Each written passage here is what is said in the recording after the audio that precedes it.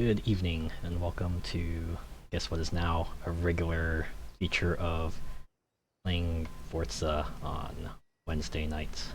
Only because I am a procrastinator, and I like leaving things off until the very last day.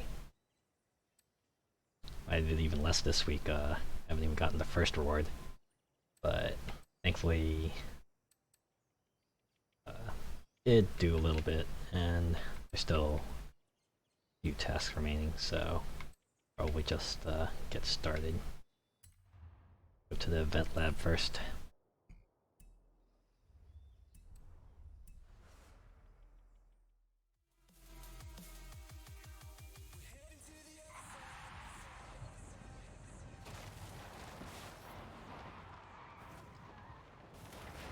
Yeah, this week has been a little easier, thankfully. Well, it started with Memorial Day weekend, so I also had Monday off, and I was off visiting some family for the weekend. It's a nice, cool part about my family is that we have a couple of gamers in our crew. They primarily like tabletop games. They introduced me to a bunch of cool board games. I think this weekend we played this game called Citadels. It was a pretty neat sort of resource city building card game. Your goal is to build 7 districts in your town, and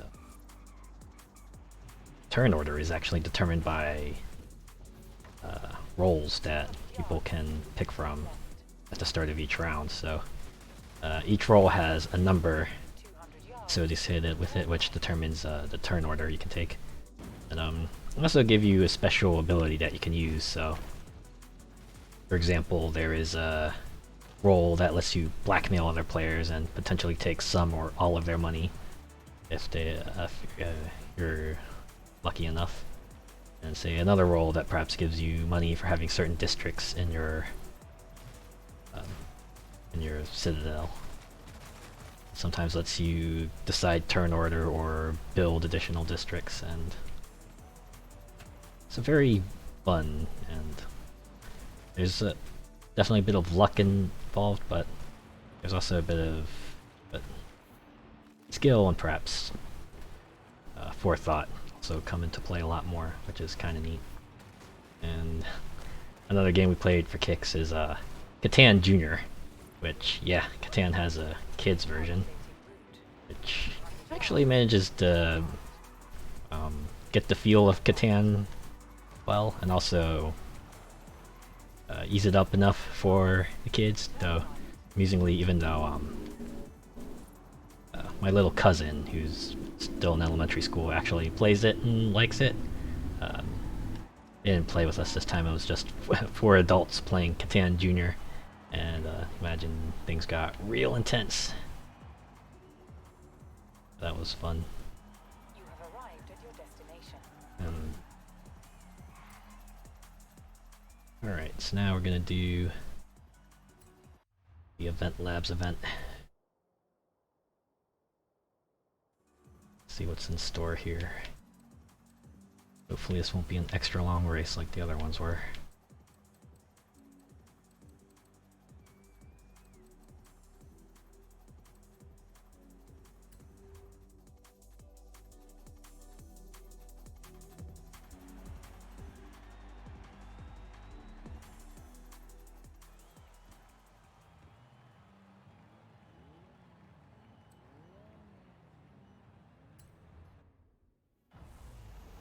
Wow. This is emulating a dockside race, I assume. Ah, it's a duel. Or if they're inspired by Need for Speed, The Run. I think that game ended with a race through the dockside. Though admittedly you weren't really driving through containers, it just ended there.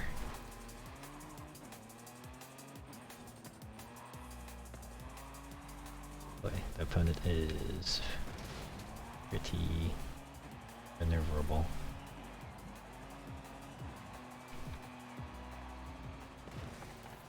I don't know if this event has like a preset difficulty. To rewind. Alright. Here we go. Ah, get cut off. It's okay. They're an AI driver, so I'm okay with getting physical with them. By that I mean acting like it's burnout.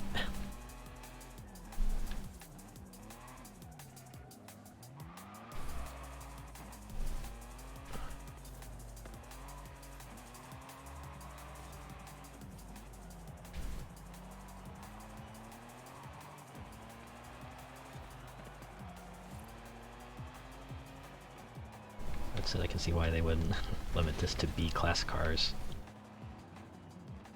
Probably do it with higher class, but definitely require a lot more stop and go.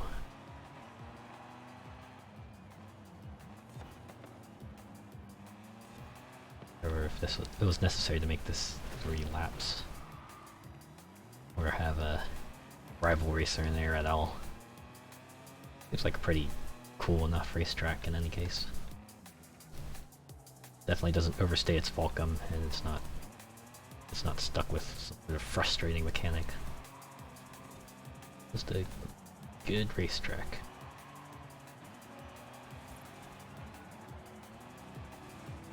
Perhaps see this being part of a section of a larger racetrack. If there was a harbor in this Forza game, you could probably see a track like this on it. Now I think about it, does the Horizon series have... did any of the Horizon games ever have a harbor? Like a harbor you could drive in. I think maybe 2 and 3 did? I'm not sure they had like a dockside that you could drive through and had containers everywhere.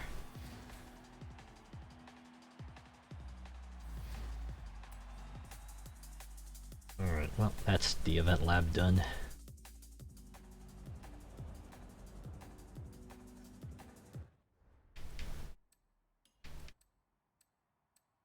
There. 3 points. Go hit up the championship next. A-class Audi versus Porsche. I kept calling it Porsche for the longest time, then someone corrected me. It was Porsche. So, yeah. No, Porsche cars weren't in Horizon games for a short while. I think it was like in 3 because they couldn't get the license for it. We finally got it back and was able to introduce it as DLC for the subsequent game. So, gotta admit, it's like pretty weird to see just entire brands of cars just disappear. I know licensing issues are a real bear sometimes, but man, I would just love it if just like could have every car in every game and not have to worry about exclusivity and licensing and all that stuff.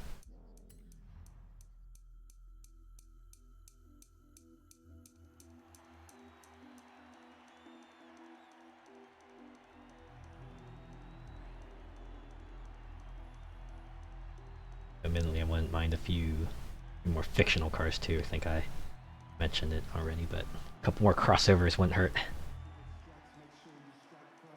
Hot Wheels is always a consistent one, but man, can you imagine we got more stuff like other toy car brands or other games with their vehicles just coming in, guest starring.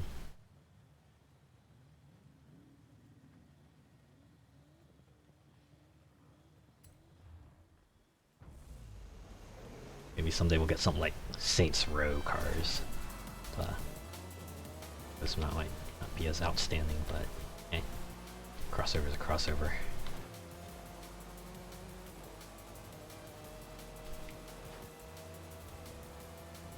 Ooh, wait. The car I need to photograph. Alright, hold on guys. So let me whip out my camera real quick so I can take a picture. Because I have a completionist bug that I need to... or completionist itch that I need to scratch right now. I don't even get credit for them anymore. I think it stopped. The accolades stop at 500, but I take pictures of them anyway because it's not all of them. All right, I just need to get into this turn more slowly. The rain, I assume, probably is there to try to encourage people to drift, which I'm not really good at drifting in these simcade type games. If this were Burnout, yeah, I'd be right at home. Give me the drift, baby. Yeah, drifting in this game where I haven't quite figured out how to control it and maintain speed.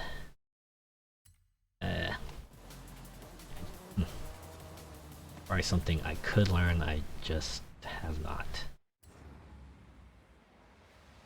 Probably because I fire up Forza Horizon maybe 2 or 3 times per week.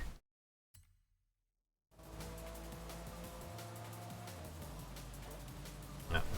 It's just that I missed out on playing a lot of Forza Horizon 4, and it was largely because of circumstances beyond my control. I mean, I could play it, but it was like updating it to get all the newest stuff was always a pain in the neck, and I couldn't do it all the time, so eventually I fell off of it. Admittedly, that wasn't the entire reason, but it was a primary reason why I didn't stick with it as long as I did, say, this one or Forza Horizon 3. Keep saying I need to go back to Forza Horizon 4.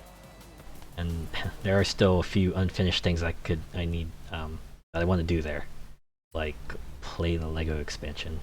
Because I know my older brother has played through it, and he keeps saying it's awesome, and I'm inclined to agree, at least on the surface, because it's Lego. So I do want to perhaps one day go back and play Horizon 4, and at least get through Lego expansion, and I can just check that off my list. Although, speaking of 4 expansion, I haven't played the other expansion either. I think it was a storm-themed expansion. Yeah. Hey, maybe that's something to do in the future, just Forza Horizon 5 gets to be a bit much, just go back to 4 and try the expansions. Maybe the other endgame races, whatever ones I haven't done yet. Ah! Hello! Welcome back, my molecular Shadow Fox. Good to see you again. And thanks for coming. Yeah. Tonight's another Forza Horizon 5 night, but you probably already knew that. It's going pretty well. I have a bit shorter week this week since I had Monday off for a holiday, so I'm feeling pretty good so far. And it's always good to kick back on Wednesday nights with a little Horizon 5.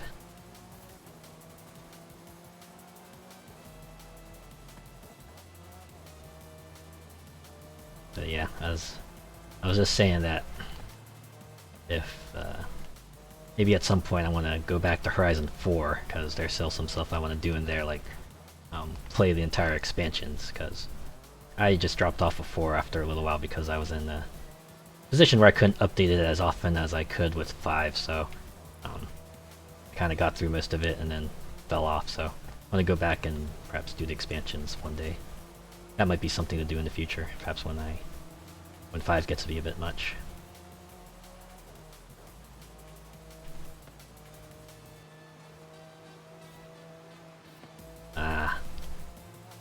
Yeah, that would be a reason to go back to the old games to drive some of those cars that aren't in here. You know, my pool of references is a bit more limited, but it would be nice to go back and drive the Regalia or the Cyberpunk 2077 car.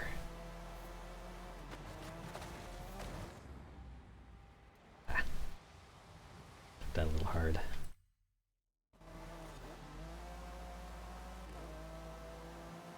yeah, maybe I could just get through the Lego expansion, just get through that, and the other one that was in 4, I think was like a storm-themed expansion.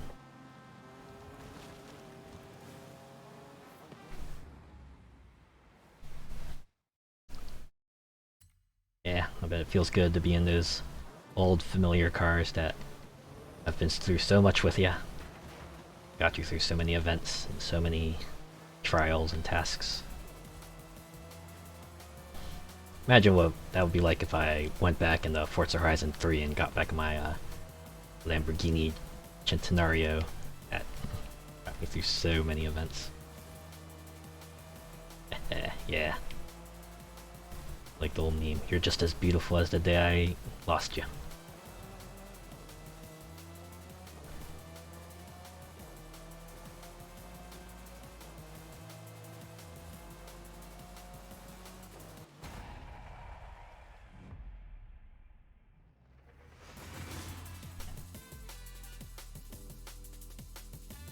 That wasn't so bad. That's race 1 out of 3 of this championship done. Pretty good standing. So I get at least get first in the other event. That should put me in a pretty good spot.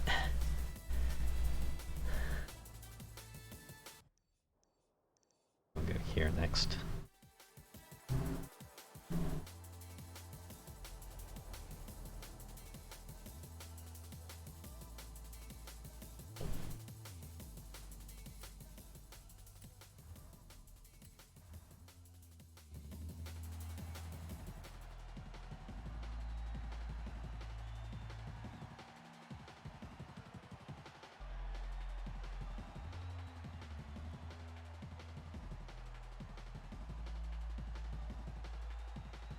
So yeah, since I had an extended weekend, roughly extended an extra day for the past weekend, I went to see some family in another state, and they're pretty big tabletop gamers, and so we got to play a couple cool things. I think I mentioned Citadels, which is a really interesting sort of card game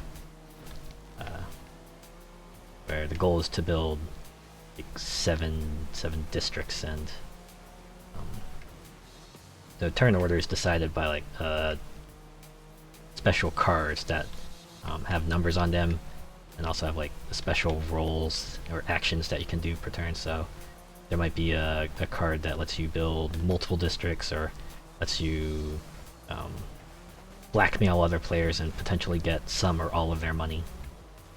And it's like a little interesting game of social deception and race to get your town completed first. And another game we played for the fun of it was Catan Jr., which has actually took the mechanics of Catan and made them a bit easier to get into for the kids. And although they do have my family does have a little cousin who's into tabletop gaming they weren't playing, and so we just had like a whole group of adults crowded over this game of Catan Jr. We're all playing it like it was the most serious game of the day. Boy, that was a lot of fun.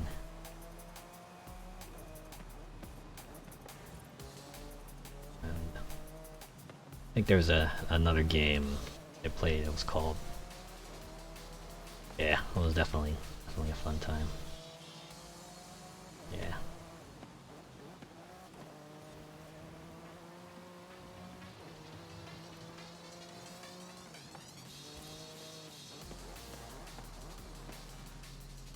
I think one game I eventually want to introduce them to, amazingly enough, is called Downforce.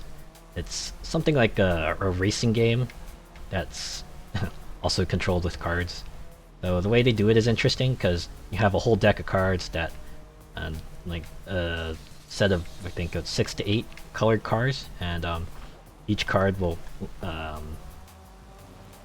dictate how many spaces like certain cards will be able to move, and you have to deal them out to all of the players, and everyone gets a certain amount of money too. So there's a certain amount of strategy where you have to look at the cards to see what colors you have that will move the most spaces, and then try to bid money on certain colors of cars, and then oh yeah, yeah, it's definitely intriguing. I think I first played it at a convention when one of my family friends showed it.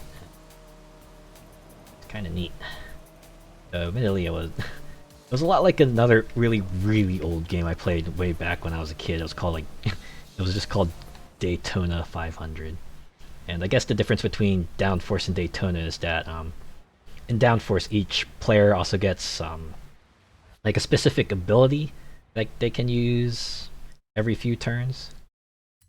And there's also like more tracks, so there's more than just a Daytona track they give others. And I believe Downforce also has expansions that you can use. So yeah, it's very cool.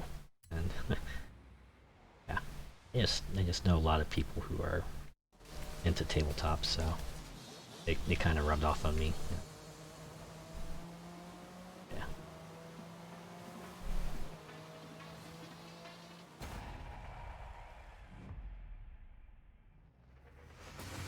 Alright, I'll take second.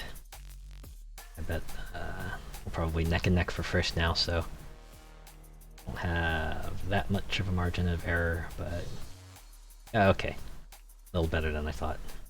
So I could probably afford to get second. Lowry's throwing fuck. Daytona! Let's get away. Daytona! Yeah.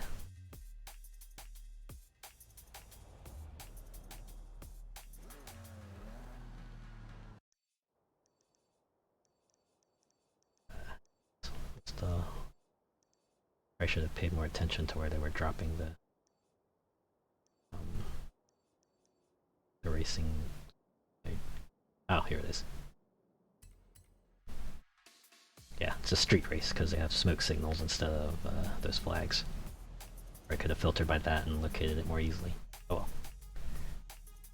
At least I spotted it. Imagine. This is now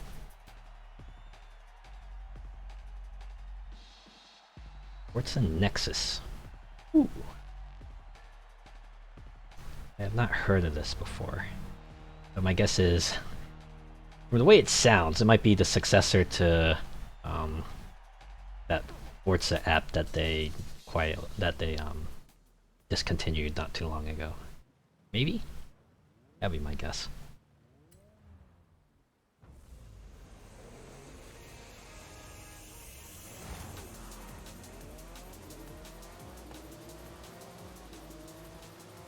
That Forza app was really useful while I was playing through Horizon 3. It was nice just getting like a weekly stipend of credits that I just stored into my bank, admittedly, but you know, it was the thought that counts.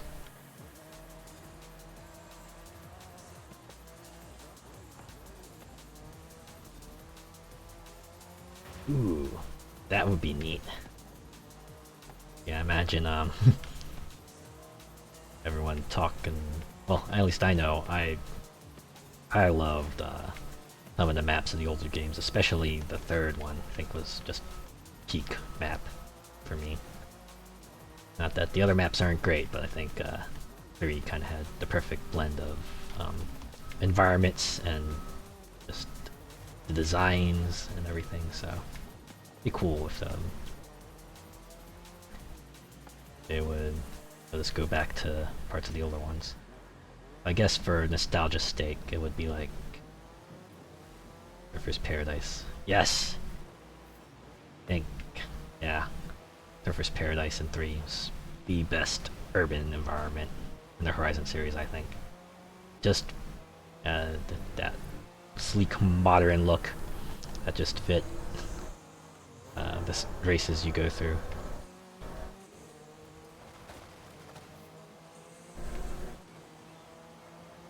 Part of me hopes that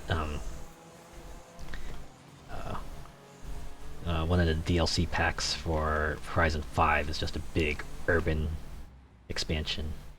It's like give us a gigantic city to go through.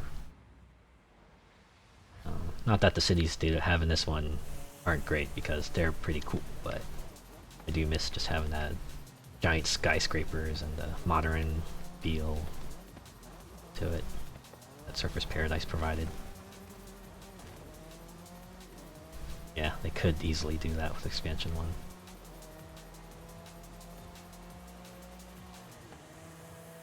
Since the expansions usually have fictional locales and they really aren't based on any real world location, it would give them an excuse to just drum up the coolest city ever. Just have us race through that. I'll totally over into that.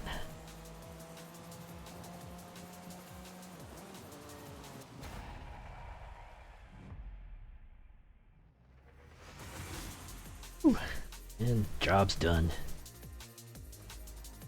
First, second, first. Let's see how badly they placed the other racers. 48.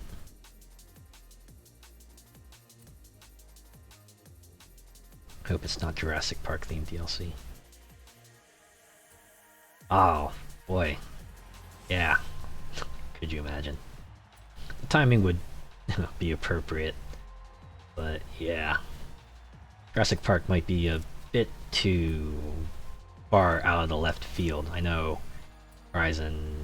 I do enjoy some of the left field stuff Horizon's throwing at us, like Hot Wheels and Fast and Furious and what have you, but yeah, Jurassic Park seems a bit too tangentially related. I mean,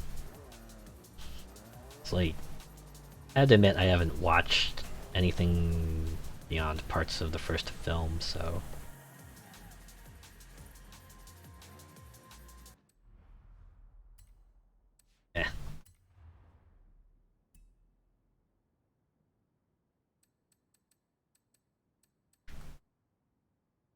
Yeah.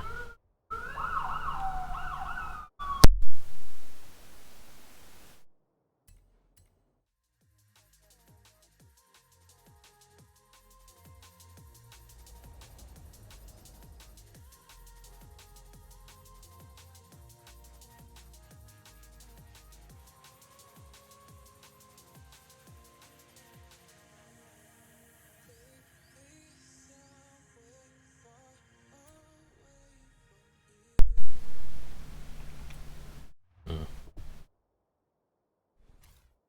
Well, yeah, I wouldn't blame you. It's been 6 months, and the most they've really done is just add new cars every week. Which, you know, I can appreciate to an extent, but I do feel like we're long overdue for a more substantial expansion. I need to modify these cars before I get them out there.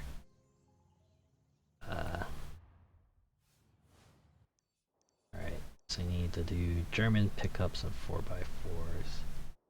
Oh, I should probably check which cars. Okay. So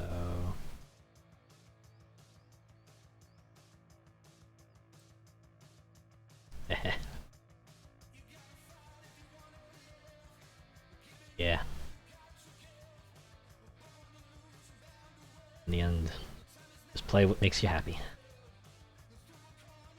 I have to admit, I'm still having fun just driving around, so that's why I'm still playing this. But yeah, if you're not into it, then definitely should just play something else. So I wanna modify my G65 AMG Mercedes-Benz.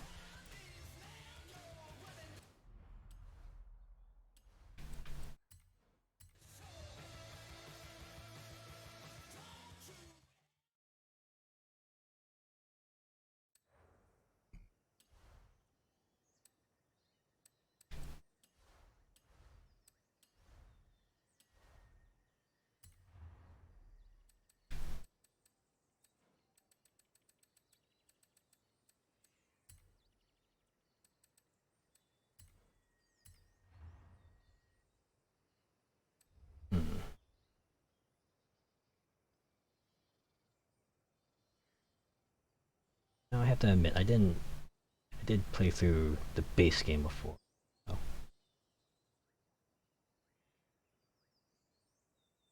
It's hard to say for me whether I prefer which Horizon game I prefer over between 4 and 5. I do feel like 4 perhaps did their stories better, but kind of enjoyed the map in 5 a lot more. Not to say 4's map isn't great, but felt a lot more samey. It was like a lot of rolling green hills, while at least 5's map had some.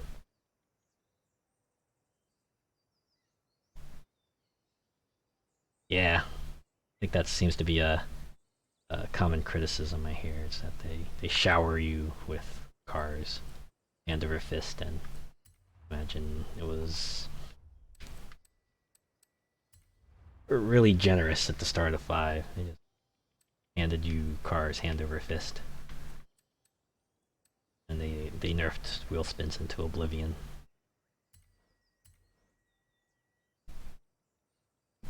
Admit, I really, really wouldn't mind if perhaps for one Horizon game they just took it back to the structure of the first game, where you had to slowly work your way up the performance indexes, and climb the ranks, as it were. You eventually get higher performance cars as you got higher.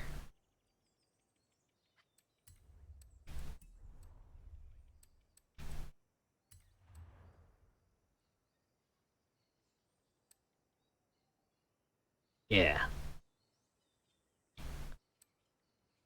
Like, make some of the expensive cars, or heck, like Horizon cars, make those your end game stuff, or your ultimate prize.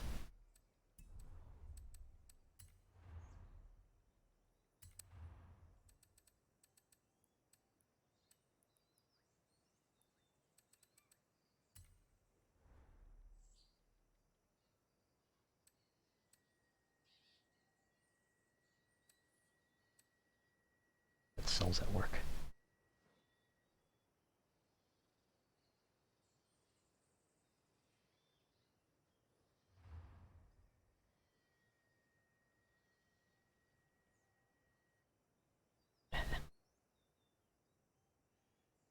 Yeah, I imagine someone who puts a lot of time in this game will eventually get everything. At this point, yeah. If you completed what you set out to do, then yeah, perfectly fine to just set it down and wait for the next game, or wait for the next expansion, or whatever you wish.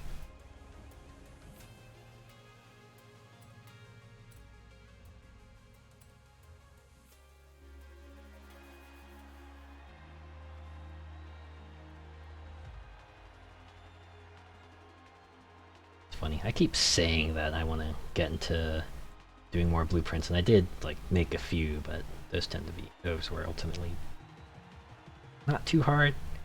I imagine if I wanted to create something super elaborate, it would take me.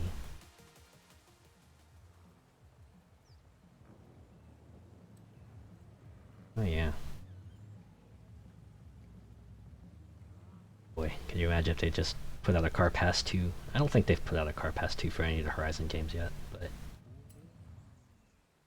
I feel like this might be the one where they do a Car Pass 2 or something.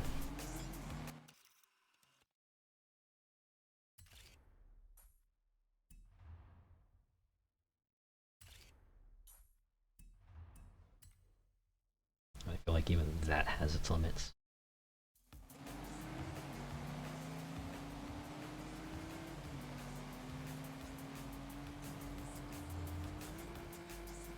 Imagine there are a lot of cars that could probably go in this game, or that people would really want in this game, but obviously there's only so much time, so much space, so much resources they could dedicate, so.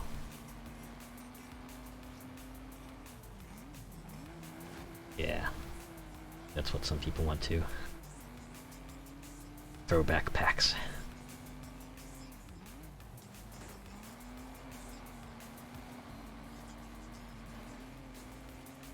It would be nice if,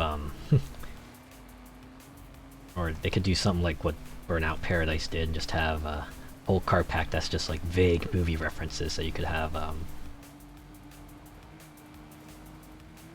yeah. But I do check out some of the online Forza community sometimes, and I do see the occasional post where someone has their list of cars they want to see come into the Horizon 5. And inevitably they will include cars that were in past games but are not in this one.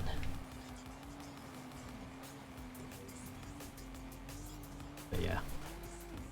Say to just have something that vaguely resembles the Knight Rider car or the A-Team van or the Ghostbusters car. Funny thing, I was about to say Back to the Future, but the DeLorean is already in this game. Don't need to pretend. Can already get your Back to the Future car.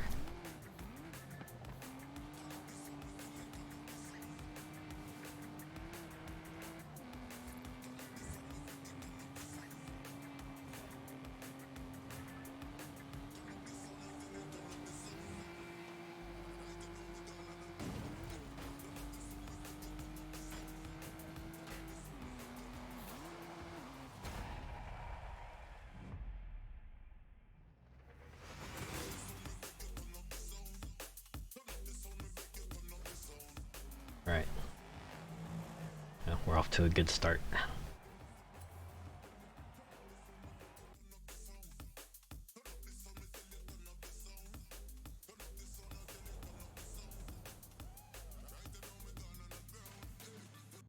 You know, something really weird I noticed about this game is just Mirror is night just really, really short. I feel like it only lasts like a few seconds and then suddenly it's daytime again. So I remember there was an old festival playlist task that required you to take a picture of a car at night, and that just required some insane timing because yeah, you only had like maybe a split second to do it. So finally I think I had enough, and someone suggested, hey, if you go into an event or a blueprint that's just perpetual nighttime, you just do it there. And oh yeah, you can do that. So I did it. Does feel like Event Lab seemed to be just a gigantic loophole for a good number of things. It's like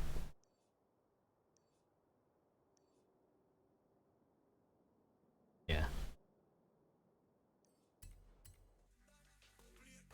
You don't have to worry about some of these tests that require you to hunt things or take pictures at certain times or whatever, because it's probably an Event Lab event blueprint that lets you easily finish that task.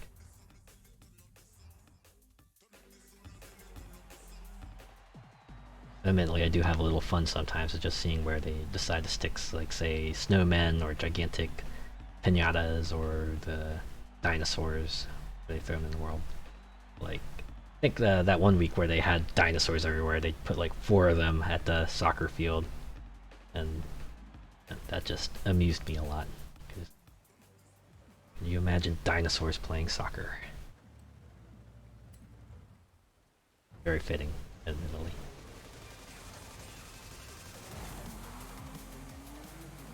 Yeah, and snowmen were like finding needles in a haystack.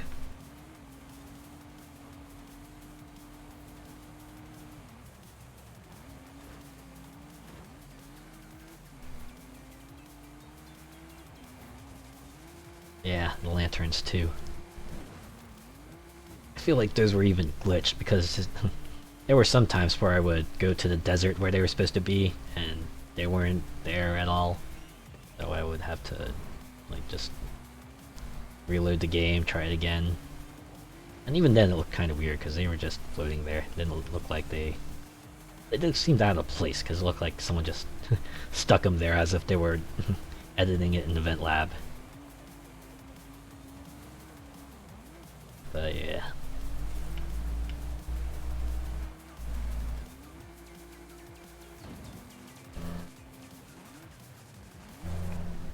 Sure that we'll have us doing another hunt objective one of these days. Yeah. I saw a lot of people say that. Just go to offline mode and then hit them, rewind, hit them again. Rinse and repeat till you meet the target.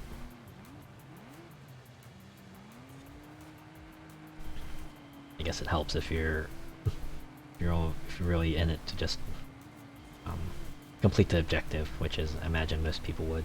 You know what? That's fine. I do it because it's fun, but I can see why other people would just not be interested in it, just want to get it done.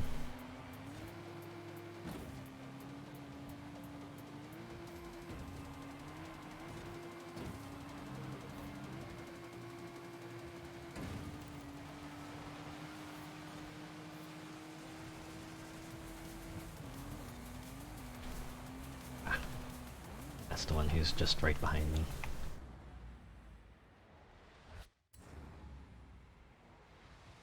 As long as I stay ahead of them, I should be able to get myself a more comfortable lead. I keep going too fast, I need to slow down more. That means I can't overtake them this turn, but be able to get them in the next one.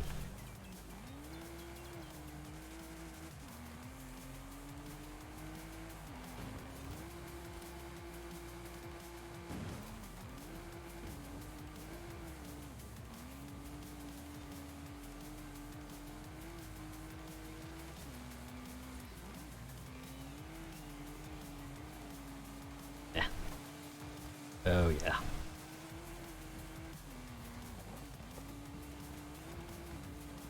Why is this truck so good? You may never know.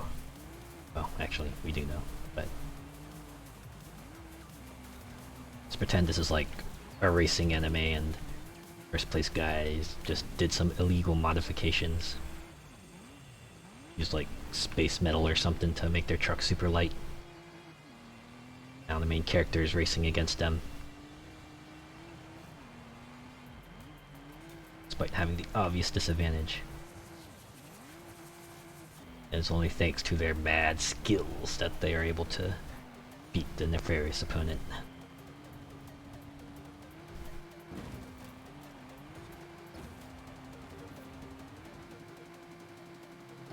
Next I will do the gutter drift.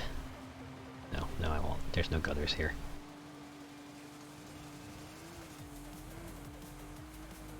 You know, a lot of people, a whole lot of people, want a Horizon taking place somewhere in Japan. And I think that would be pretty neat, actually. Only because a mountainous region would be very appropriate. And imagine there would be a very big focus on drift races.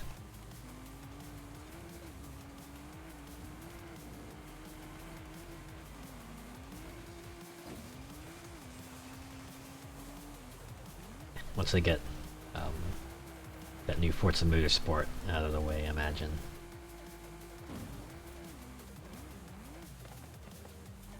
Start work on the next Horizon game.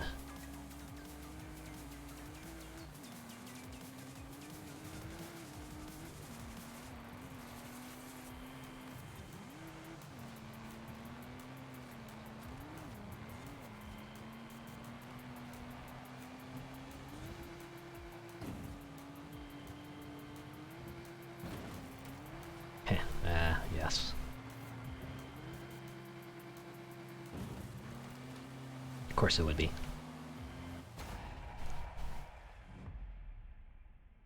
So, guess that's a good thing, because that means I would give them at least, well, if they keep with the Horizon release schedule, that means we'll probably see the next one in 1.5 years. That's I guess a fair amount of time to get everything they want into place for that one. Oh. Second place only has 30 points.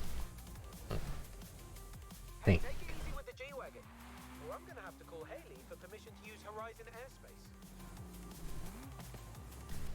Oh yeah, definitely.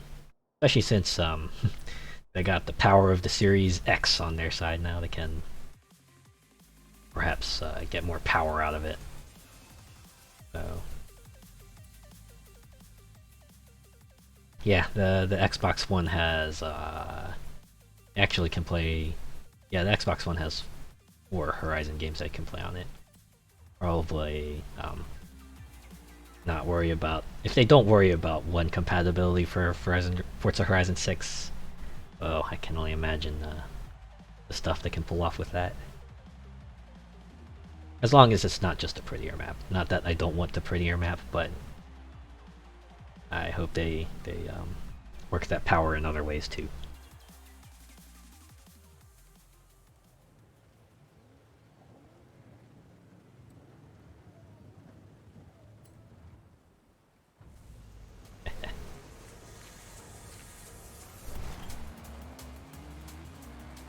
Yeah, here's hoping Horizon 6 won't be that much of a resource hog.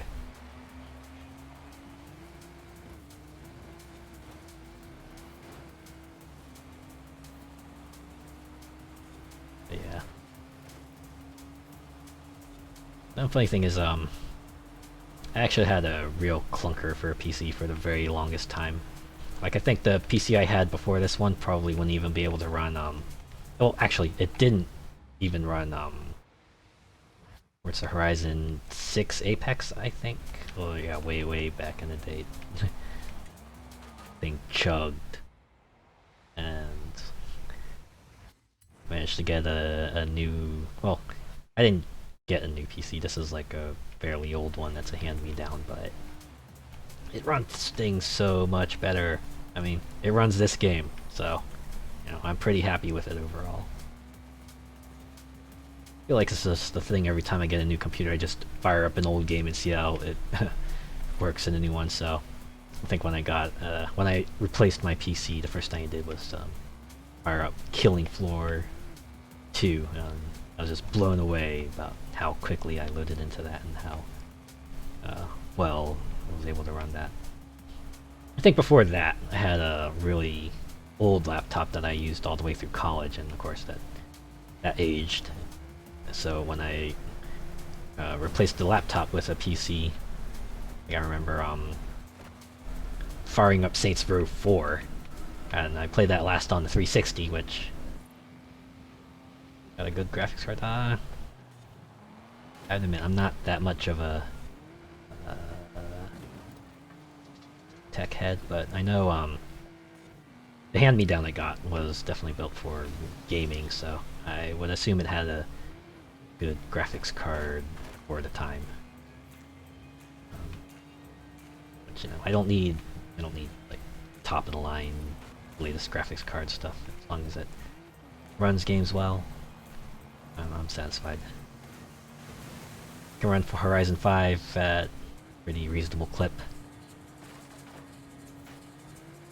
I admit, frame rate is kind of the biggest thing I'm looking for when trying to optimize games.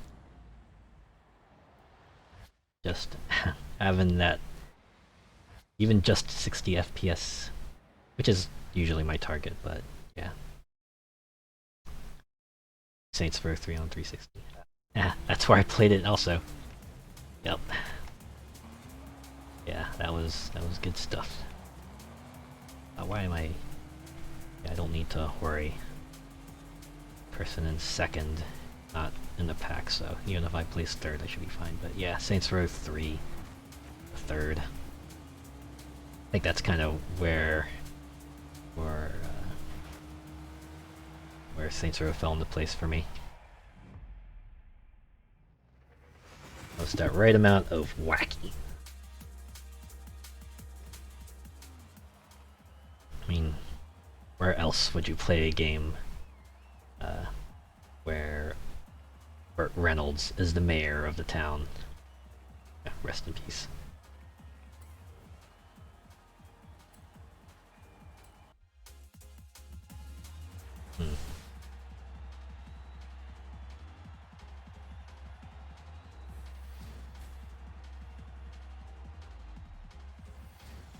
I think for the remake, at this point I'm just cautiously optimistic. does feel like they're trying to dial it back on the wackiness side, which I'm kind of okay with, because admittedly I'm not sure how far you could go. Turn around when it is safe to do so.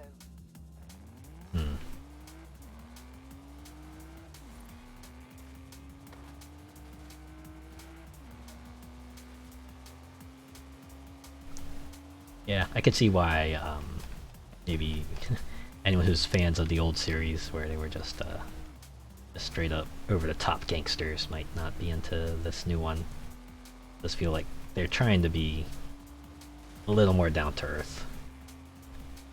And yeah, if you were into big wacky hijinks that the third and Saints Row 4 had, where you were like, say, driving through a car as part of a test that includes you having a tiger as a passenger, or like you're fighting in a ring and chainsawing people while Joe Esposito's "You're the Best" is playing in the background.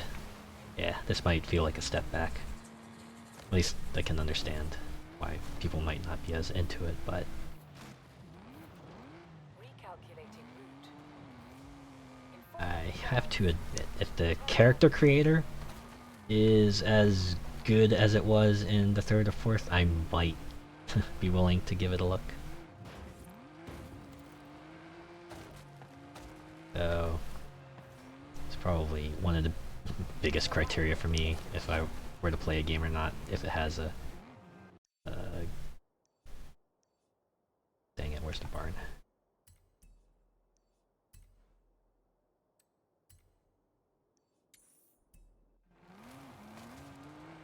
But yeah.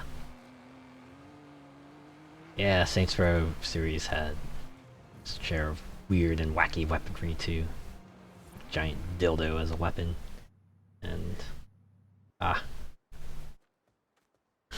yeah. Having your gangs be whatever designs you want. So you could have regular old gangsters, you could have some crazier looking ones like furries. People in giant mascot suits. Really, I think 4 took it even further and just let you reskin your weapons. I think there was like one of them that where you could just like turn it into a water gun looking kind of thing, and that was always fun.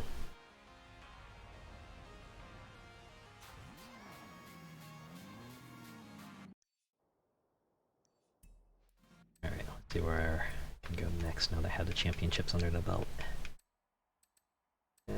Horizon open. Complete race with any German vehicle. Yep, easy. So I guess one of the funny things I did, at least for the role-playing side, was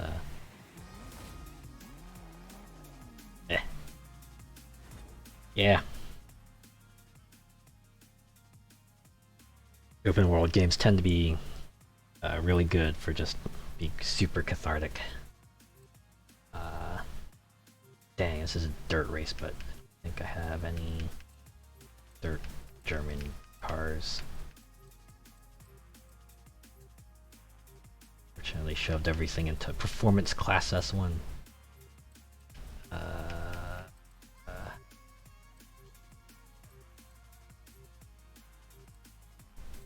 Screw it.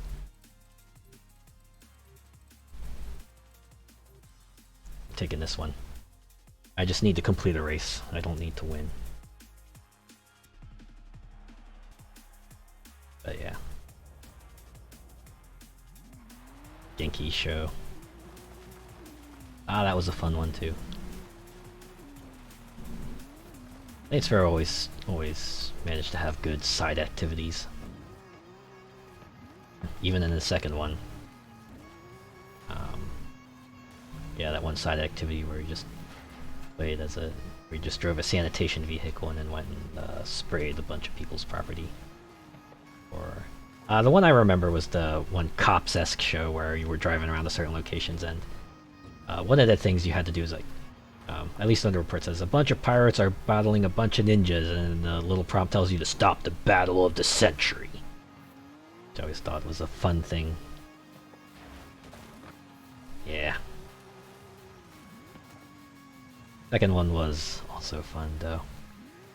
There was definitely a bit more of a contrast between the wacky side activities and the fairly serious main story they had.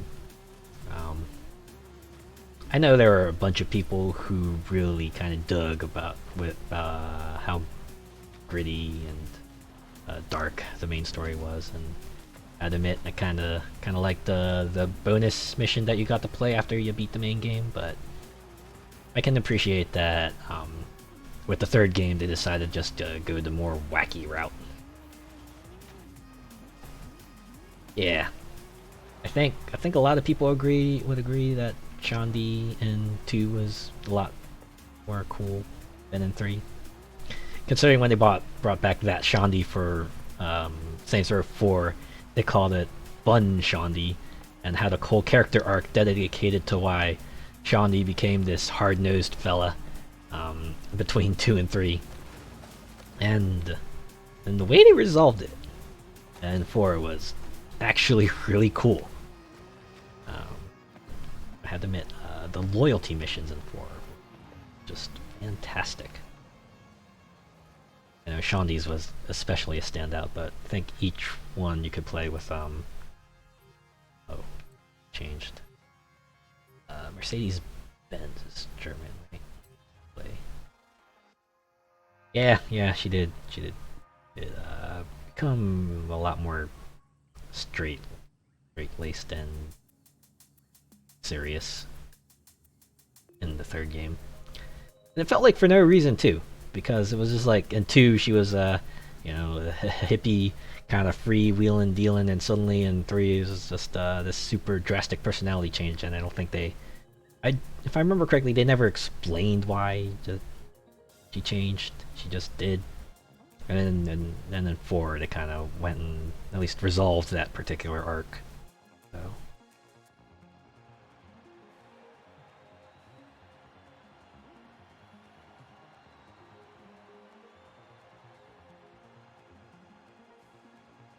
yeah, Shandi did. It's definitely very much definitely that kind of person you just you would see just like I remind a lot of people of this one person they met in college who just felt like they were completely out of it all the time and just talking all sorts of vaguely philosophical like things.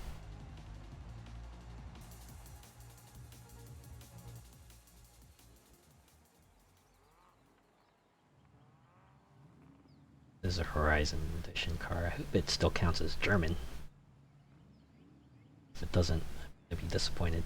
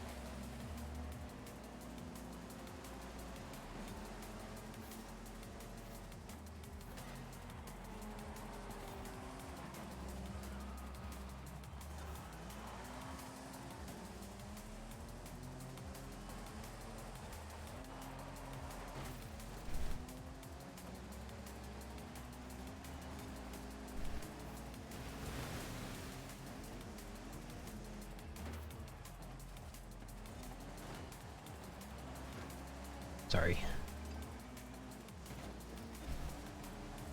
Do I have a sorry? Need to put a sorry into my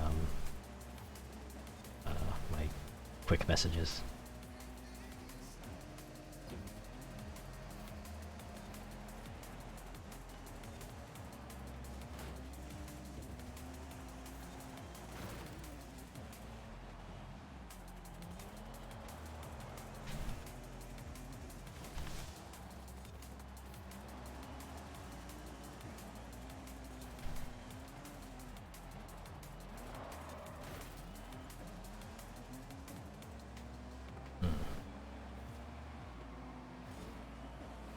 Yeah, the villains in Saints Row 2 are pretty neat. I think each one kind of gave the main characters personal motivation as to why they should be totally after them.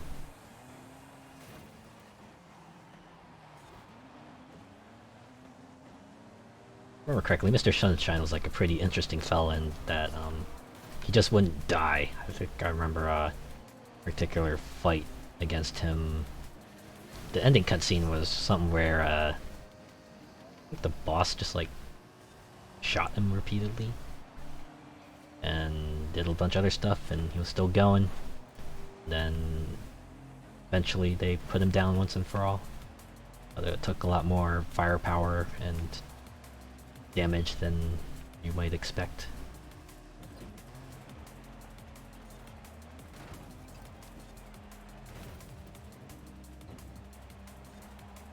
Power of voodoo. Yeah.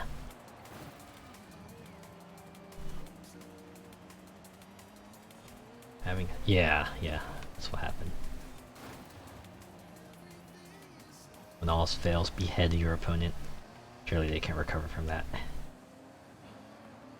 So, Kingdom of Loathing has taught me anything.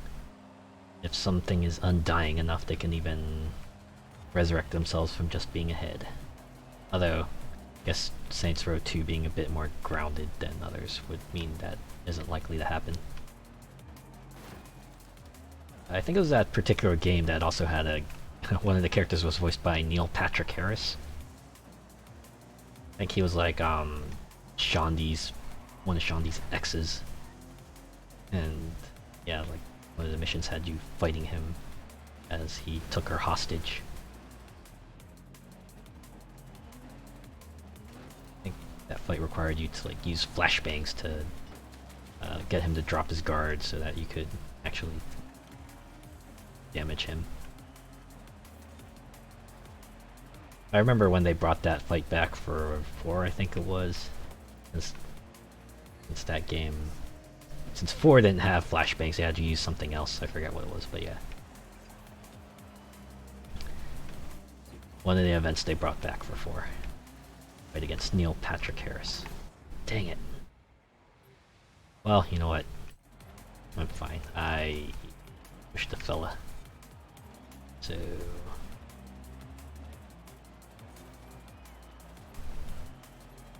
the nightclub.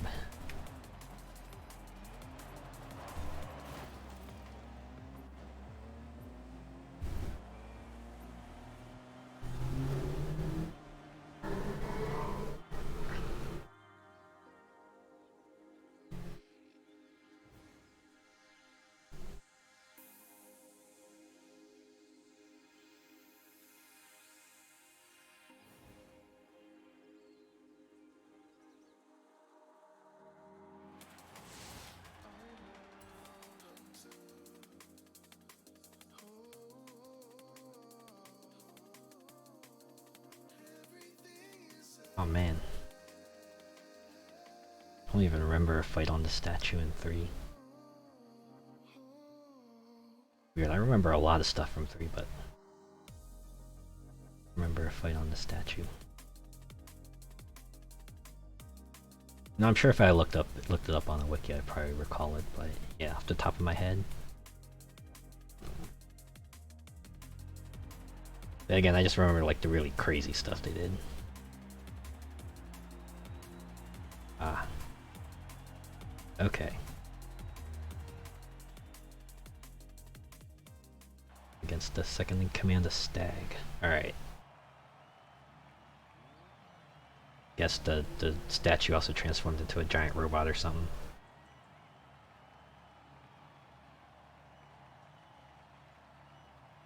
Or there was like a secret base in there.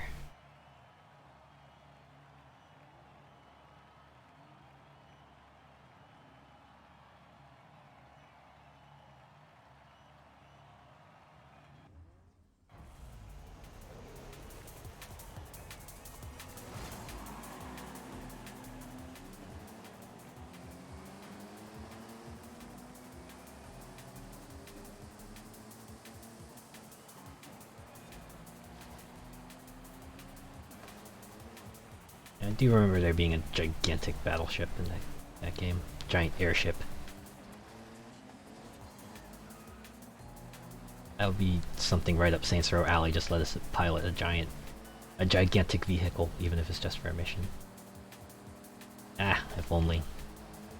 If only they had like perhaps a giant ship or a giant robot or giant anything.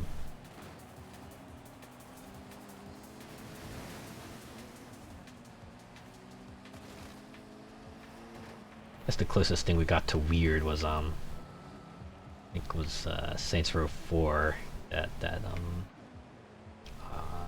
director's cut expansion they had there let us pilot a dinosaur at the end of that sequence.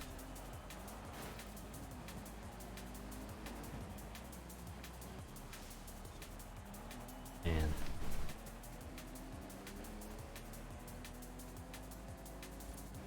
yeah, I've had a lot of people say that they like the third best in the Saints Row series, and I'd have to. I can at least see where they're coming from with there, because that's where the series really started going off the rails, and kind of they had their moments of brilliance there. We could Burt Reynolds being the mayor, and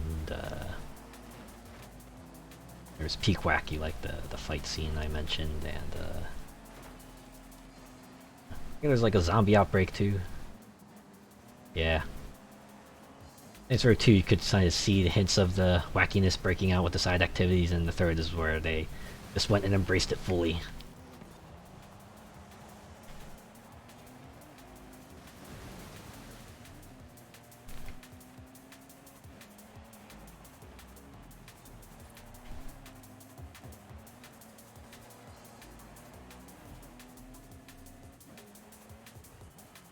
I think some of the expansions in the third were alright. I like the first one just fine. I think that was the one where they were shooting a movie and you just had to help them direct it. Kind of like their presentation they did for that, where when the movie scene starts they did black bars and the movie filter.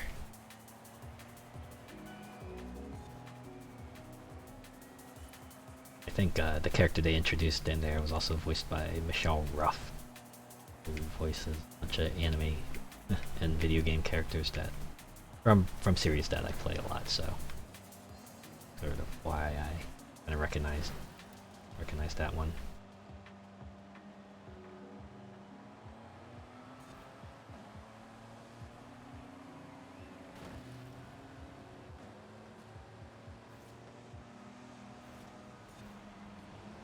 Not to mention 3 was the game that lets you just pick a zombie as your character's voice. It was just a funny thing to think about. Just everyone just accepts that the boss of this Third Street Saints?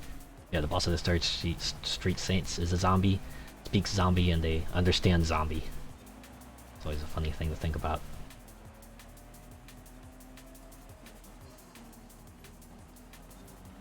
Admittedly, just having a voice option be Nolan North for 4, it's pretty funny too, but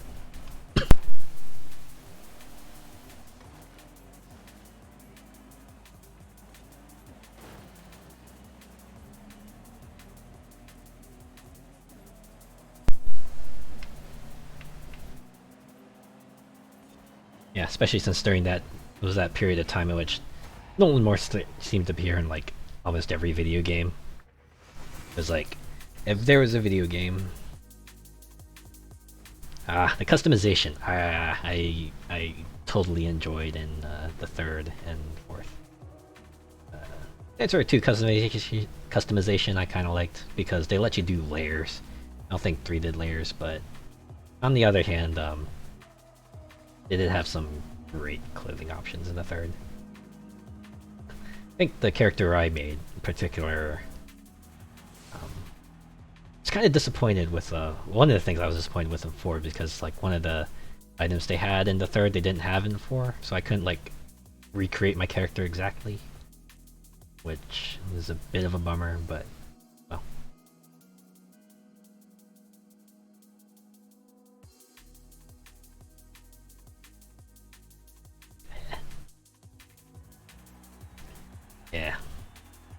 sure everyone has their favorites. But kind of like Saints Row just gave you a whole lot of variety in your clothes. So if you wanted to look like a dominatrix, you could totally do that. If you wanted to look like some business fella, you could do that. If you wanted to go around in a mascot costume, do that also.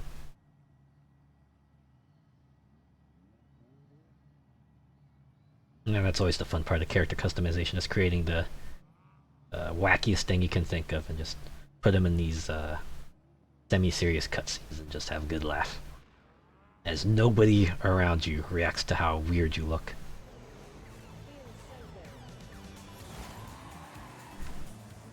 That was a fun moment. The hacker's just changing you up.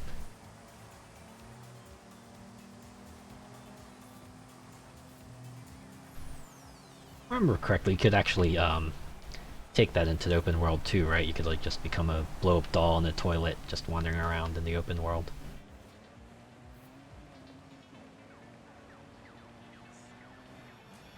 Oh boy, start up another tangent here. It reminds me of the old Ratchet and Clank games that had a snowman model you could switch to, and that was always fun because the snowman model would appear in cutscenes too, and the snowman had no mouth, so you just had this snowman who just able to speak telepathy in cutscenes. Sounds exactly like Ratchet. Haha. Just had someone say, "Do a barrel roll." I know where that's from. I've played Star Fox.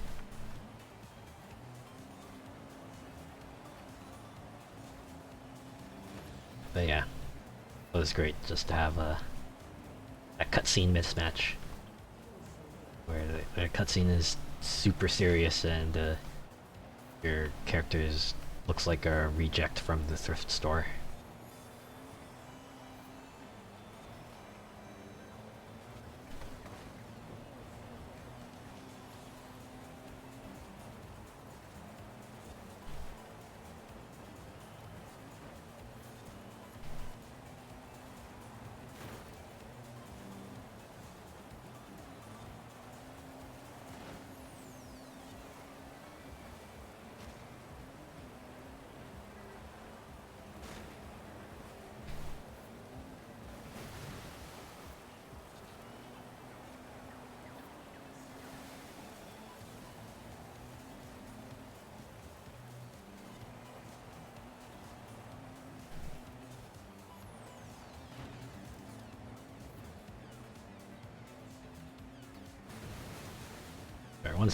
One of these days, once the PS4, PS5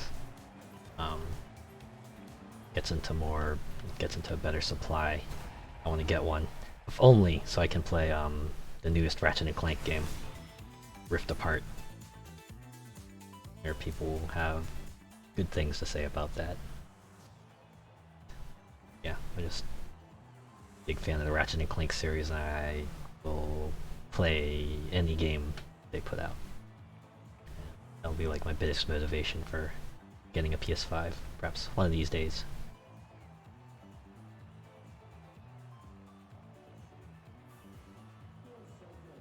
Rid of them. Ratchet and Clank, right? But yeah. I want to say the opening of Rift Apart, because I watched someone play it, and they showed the opening cutscene, and I think even the opening kind of lean on that a bit, because they said, yeah, it's been a while since we did anything heroic. And if you imagine, it's been a really long time since the PS4 game. I think it was at least 5 years. But yeah, it has been a while since they did anything heroic, and then they just come out like last year-ish. Oh hey, another game in the Ratchet and Clank series. It's kind of funny, because it does feel like they concluded that game a few times, and then they tried to restart it on the PS4, and now you're going back to just making another successor to the series. It's like the only game and the only series in that old PS2 trinity of Jak and Daxter and Sly Cooper, and this one that has persisted. Especially when you consider the companies that made the other two Primal on PS2. Ah, man. That's the thing about PS2 games. There's so many of them that you could like focus on a good number and still not be familiar with the rest of them. I probably heard of Primal before, but I don't. It's not coming to mind what that was. But yeah, for sure. Yes, so many hidden gems. Especially when you consider that was kind of like the point of history in the games industry where they were just willing to good, I counted. They were just willing to just go out and do a lot of weird and wacky things. Alright, I guess I'll do the monthly rivals. Thing I always enjoy about monthly rivals is that you only gotta do it once. And once you have it done, that's just a few free points for each week, so almost always to your benefit to just do the rivals.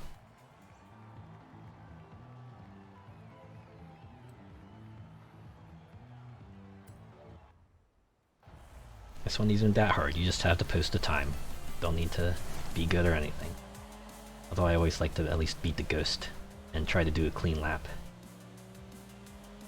But yeah, even if you're not even worried about that, this is pretty easy, 3 points. But anyways, PS2, yeah. So many gems on there. Like the whole Vanillaware series.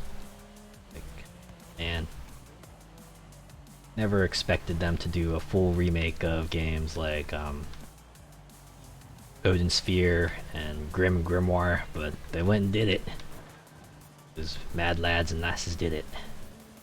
I remember playing was it Lichtversier? That was the Odin Sphere. Capcom vs SNK 2. Yes, that was another good one. All the ports we would get of the arcade games. Aw, dang it. Okay. I think this one's gonna get flagged because I rewound. Yeah. Alright. Another lap it is. But yeah, Capcom vs SNK 2 is another fun one. When they managed to refine what they started in Capcom vs SNK. Frugal. Yeah, SNK bosses are... Oh, I know this was developed by Capcom, but it seems like bosses for SNK fighting games are always... They just cheated like there's no tomorrow. Yeah, I can appreciate what they did best with SNK Boss Syndrome. Yes, I have heard of that. Named so because SNK likes pulling that trick a lot. Yeah, I think SNK 2, Capcom vs SNK 2 has managed to hit their stride with stuff.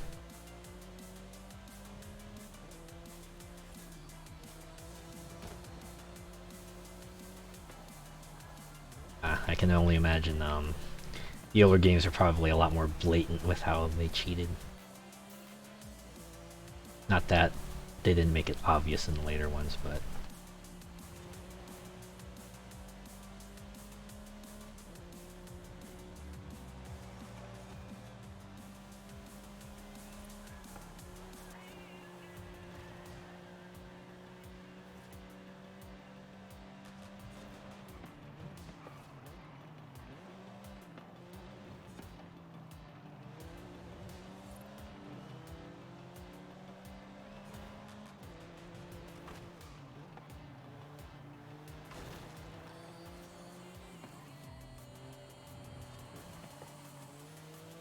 Yeah, not that Capcom's no slouch in making bosses that are blatantly reading your inputs. So, no, Mortal Kombat was also pretty bad, especially since they had boss exclusive characters. I know the old games were pretty blatant about having characters that just straight up read your inputs, or would just be able to shrug off your attacks like it was nothing. Okay. I beat their time, so I think I can just end it here.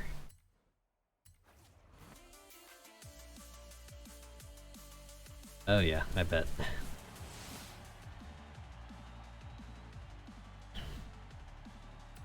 And for me, someone who's not the best at fighting games, I can only imagine what it was like trying to beat a fighting game on the hardest difficulty.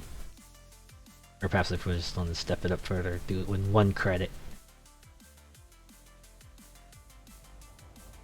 Or if we want to step it up even further than that without losing a round. Someone somewhere out there has done that. We'll do seasonal playground games next.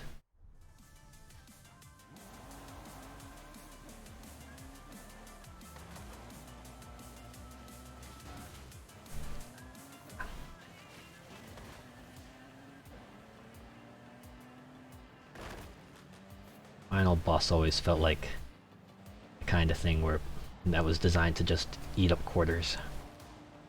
Which I guess makes sense. Man, can only imagine just... You're right there, so close. Just gotta put in a few more and maybe you'll get them this time. Rinse and repeat. And suddenly you realize suddenly your whole stack of quarters is gone. Like, aw, dang it.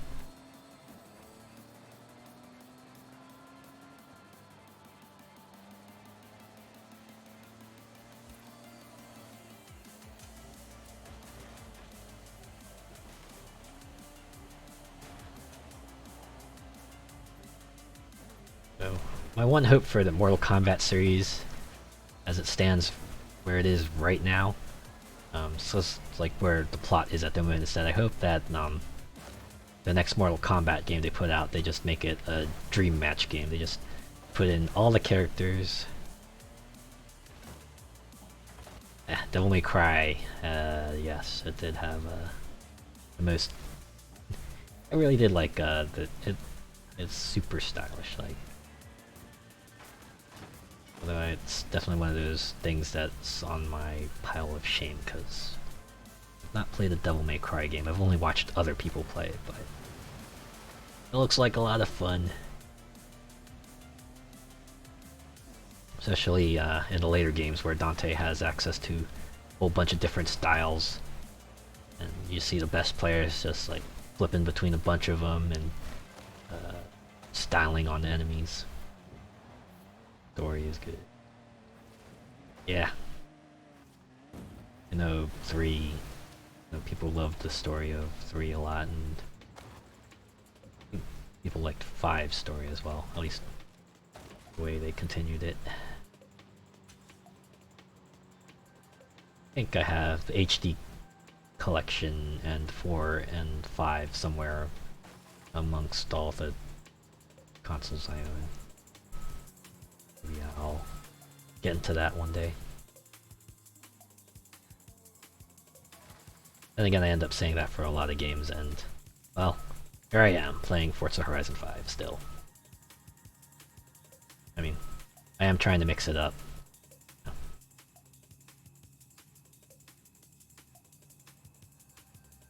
Eh. Yeah. Imagine you get that one game that you just really into and you just keep playing over and over and over and over. That was like with me and Ratchet and Clank Up Your Arsenal. I think I played through that game more times than most people would. Eventually got to the point where I think I remember one of my cousins asking me how many times I beat it, and I think I said like 4 or 5, and they said, "Yeah, I think you're good if you just want to like put the game down and go to something else." I would probably agree with them today, but back then I was like, nah, this game rules so much.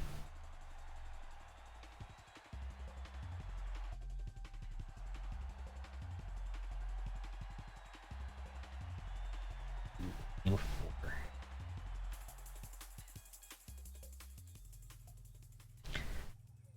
Ooh, we're in the stadium.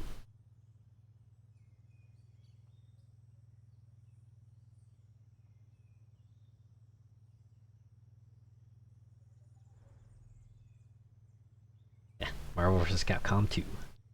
That's the fighting game that everyone goes back to. It's not hard to see why. There's like a whole lot of characters there. But even if like say the tippy top tier played was centered around a handful, imagine in a party setting, you just throw 3 characters together, have some fun, maybe laugh at the music and some of the stages.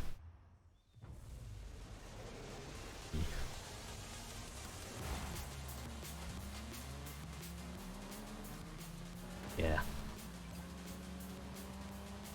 Definitely the kind of game you would break out at a gaming party.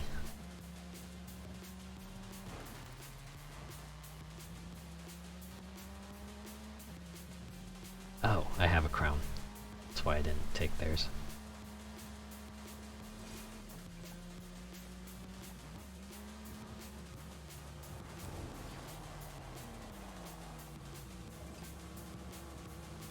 They're just driving into a ramp, so I'm not gonna bother them.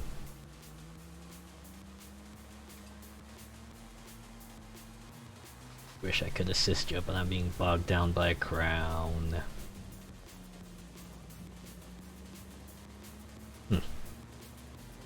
I had to admit, 4 crowns and teams of 4, actually a pretty good mix, because at least ensures that one team can't hold on to all the crowns forever, unless they're like really good at driving.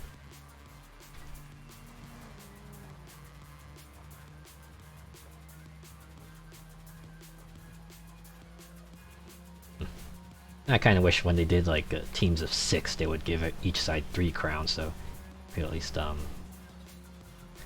that thing again. All right, passing off. Thanks. To get at the other red player.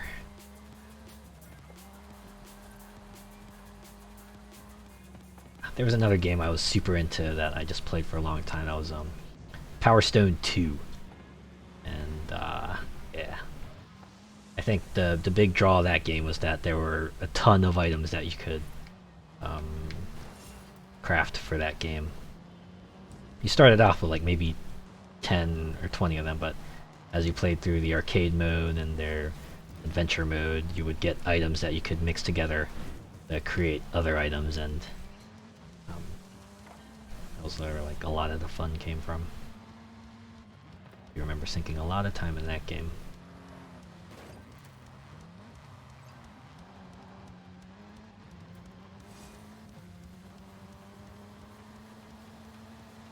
My favorite character used in Power Stone 2 was the ninja girl. I think her name was Ayame. For some reason she was always the one I would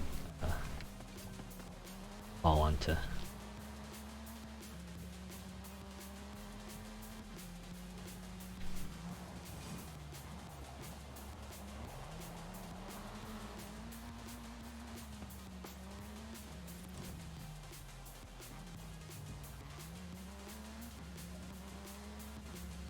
We're barely staying ahead.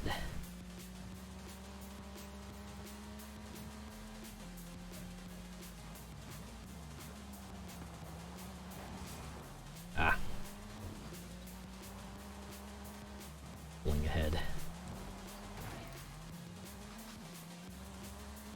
If I can get to drift for life before Sir Ghost does.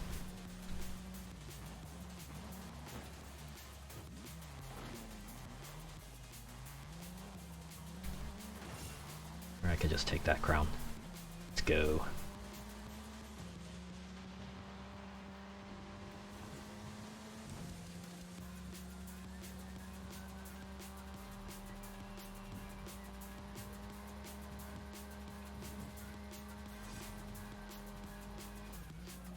I know though, okay, we're gonna go back to Marvel vs. Capcom 2. Marvel vs. Capcom 2, like the older versions of the game, had a shop that you could go to, and you would like get points that you could use to purchase additional colors or alternate stages or things like that, which gave you a bit of incentive to play through the game, even if it was just, you know, going to the training mode and letting it sit for a very long time. But still, I think when they did re-release of Marvel vs. Capcom 2 on the later consoles like the 360, they just unlocked everything right away. Which I would understand why they would do that, because imagine people would buy Marvel vs. Capcom 2 later on for the nostalgia. So final boss, yeah, final boss Abyss, I think it was called. It had like 3 phases, and first and second ones just could shrug off all your attacks, and you had to know when to block, or else you would get large chunks of your health taken off. And then the third form was that giant thing, red goo monster.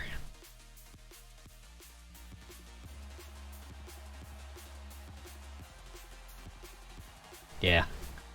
Form 1 was like a giant samurai armor robot with horns, and then Form 2 was that green goo thing that could shoot fire sometimes and would spin too.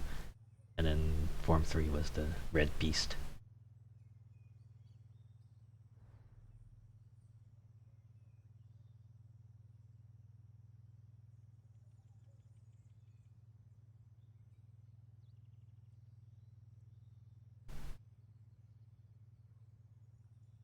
I think was it Capcom side of Marvel vs. Capcom 2 also had 3 original characters that people seem to latch onto pretty well.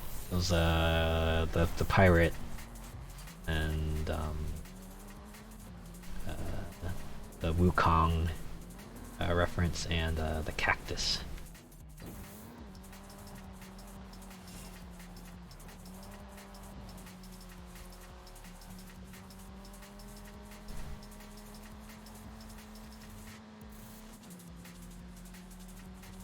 Yeah, I think yeah, a Mingo. Oh man, I thought I was gonna get hit. Good thing the enemies were worse than I was. Yeah. I think it was like Ruby Heart, San San, and a Mingo for like the original characters they put in for 2.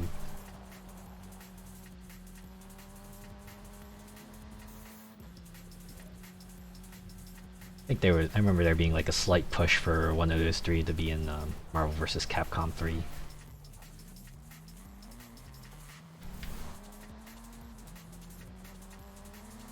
Oh, they're gonna hit me. Dang it, they did hit me.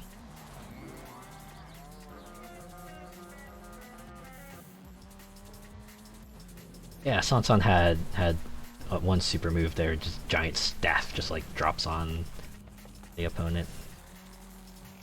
That was a fun one. It's kind of like how Ruby Heart just like had her ship just come in and ram the opponent for one of the supers. Alright, there's another one.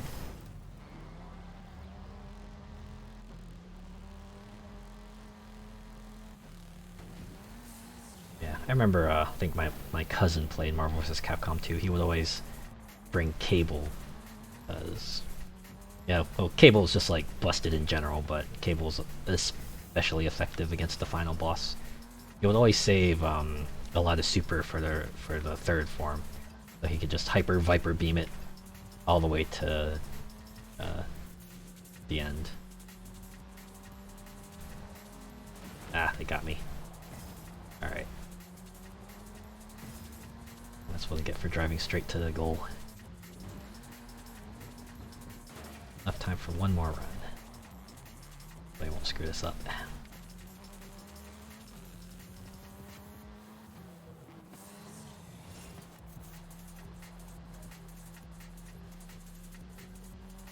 Yeah, serve bots, the annoying little Lego type fellas. Definitely the jokiest of joke characters.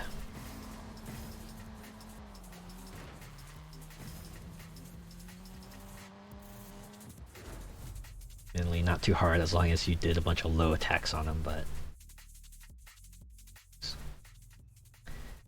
always found the naming conventions of Bon, I think that's how you pronounce it. Yeah, the way they changed the name. Everyone wants dark stalkers. Admittedly, I want dark stalkers too.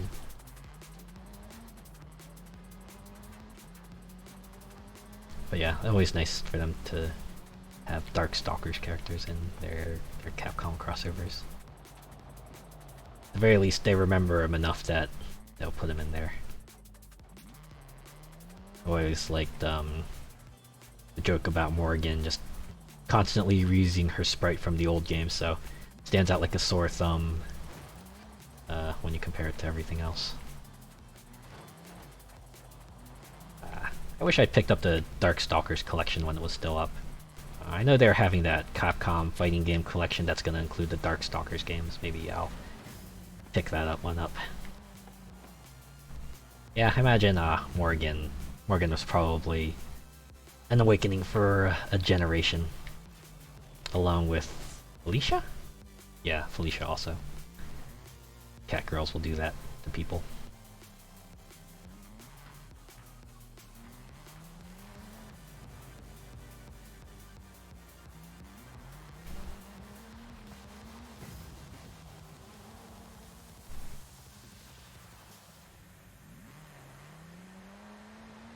It was kind of nice that the other Marvel vs. Capcom games would put a spotlight on some of the characters like Hizenko in 3 and then Jeddah in 4.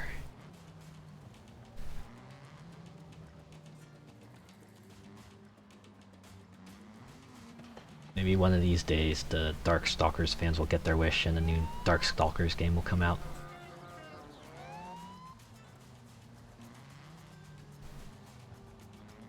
Till then, there'll be endless remasters and guest appearances in other fighting games.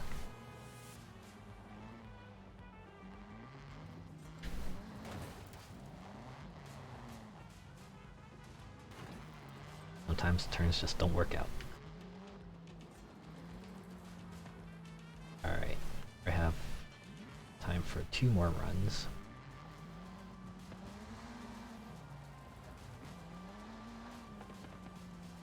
I think we got this in the bag. Fortunately, it seems like Sir Ghost 13 is just sleeping at the wheel.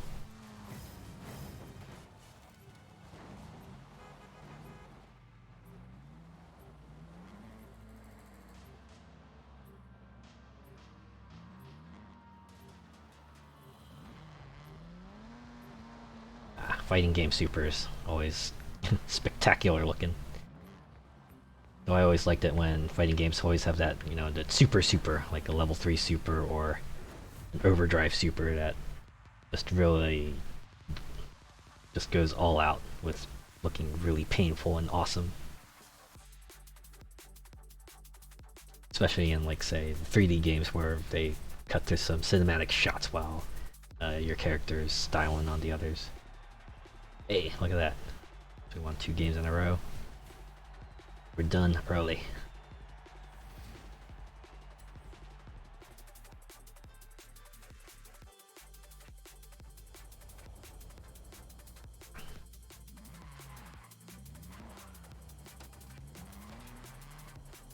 Ah, Mugen. Oh man.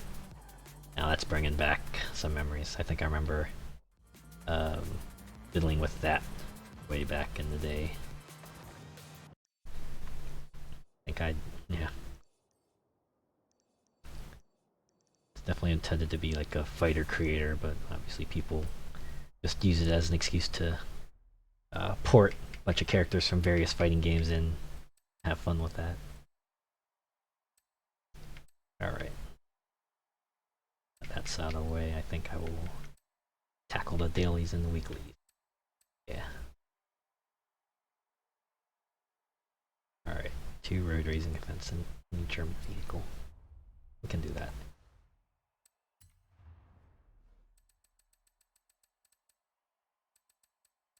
Yeah, Mugen was great if you just wanted the big old crossover of everything versus everything, which I think was also a menu pack that you could download and use.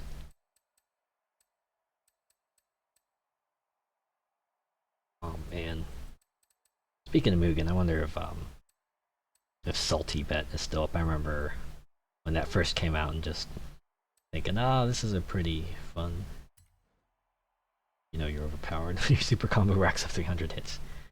Oh, that was another fun trend of Mugen. Everyone just doing their most busted character ever arms race, and each person just progressively releasing a more busted character than the last. Yeah. Fighting against characters like Omega Tom Hanks or slightly pissed off Ryu or things like that. Or I think there was just one that was just a straight up kill button. Right, for races.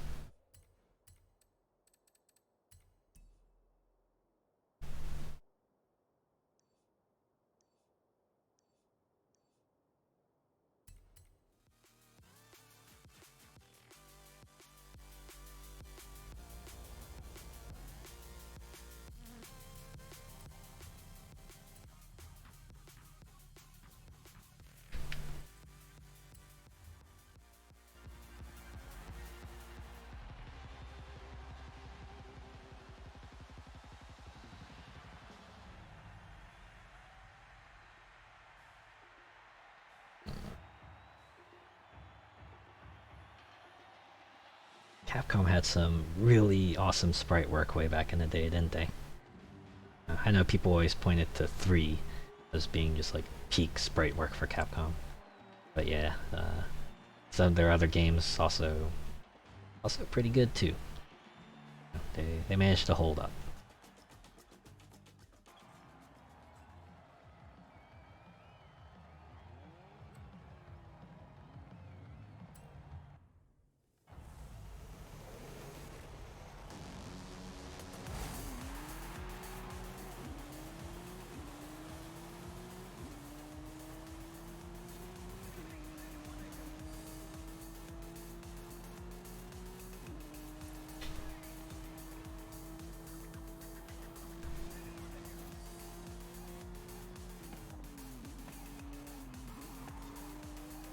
I think Dan was supposed to be a jab at like an SNK character, right?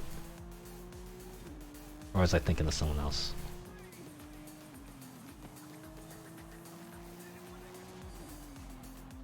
I can kind of appreciate that they made Dan into like an actual legitimate viable character in the later Street Fighter games though.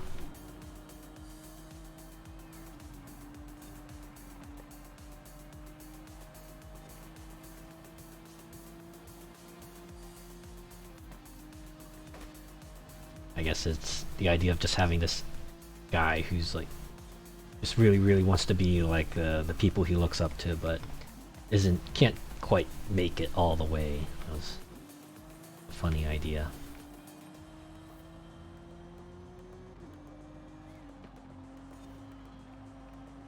Yeah, like one of his moves, he signs a picture and like tosses it at his opponent, right? Or was that a taunt?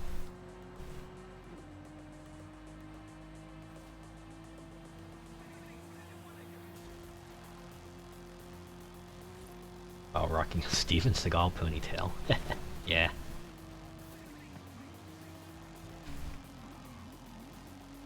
I think if he let his hair down, it would be a mullet.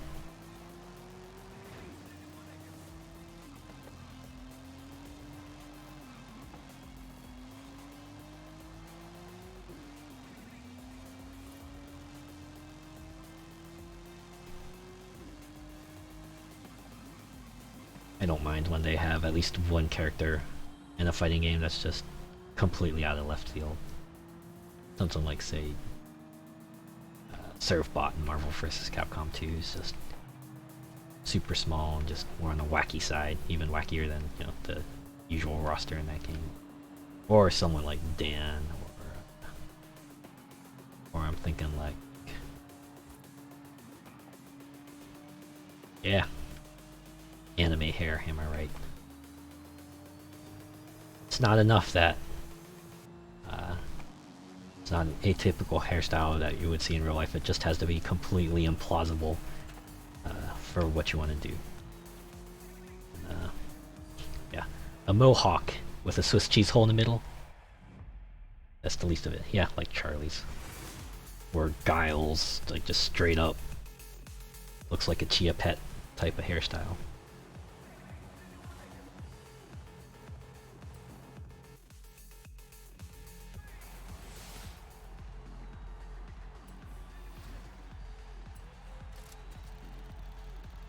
I think the best part about that is Street Fighter V, his victory pose is just him combing his hair. At least I can see why he would want to keep that up anyway.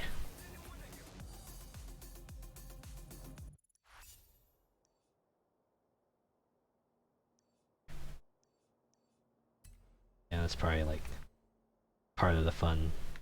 It's translating these 2D styles like Charlie's into 3D and making it look decent.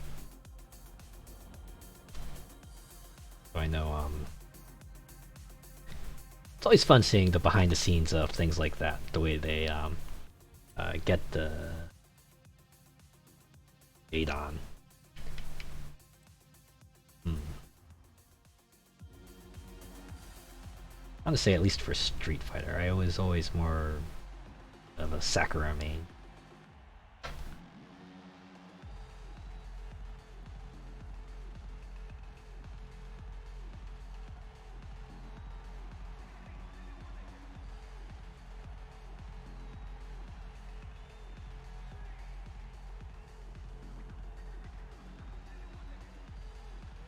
I am sort of interested in seeing what they do with Street Fighter 6.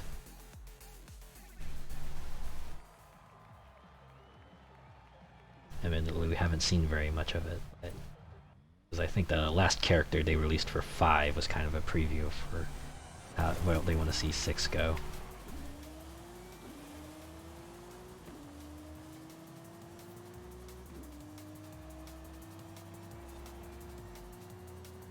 My guess is when EVO rolls around, we might see a lot more Street Fighter 6 info come out. See what direction they want to take for that.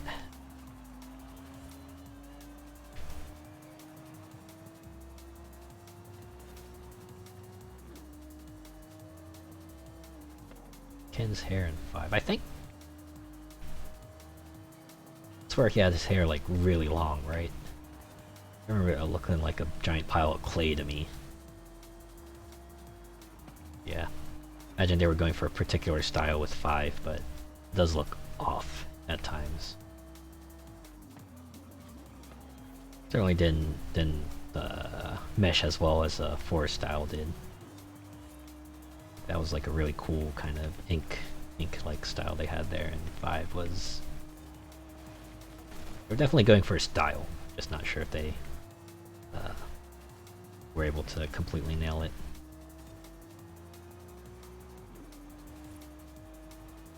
Yeah, some characters made it out better than others when it came to doing like outfit updates or costume updates. Like, yeah, some people like say Ken or Kuma didn't quite get it out, didn't make it out, but I think for like every miss they had another where they managed to pull it off. Like I think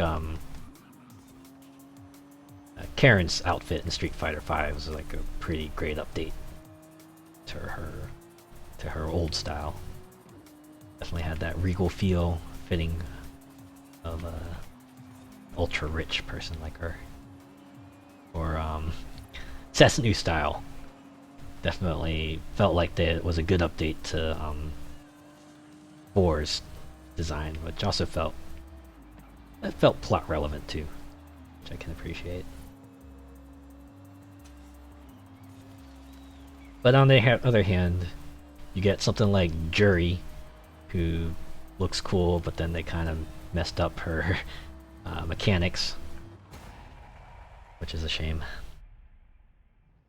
I know the way she plays in 4 and 5 is nothing alike, and that annoyed a lot of people. Rightfully so, I would think.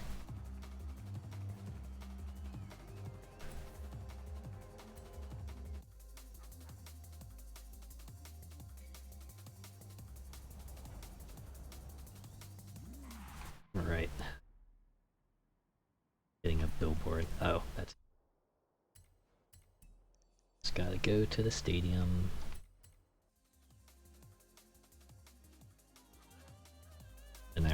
wasn't, despite not putting in an evil Ryu character for 5, they did something like it anyway, and also put in a evil Akuma character.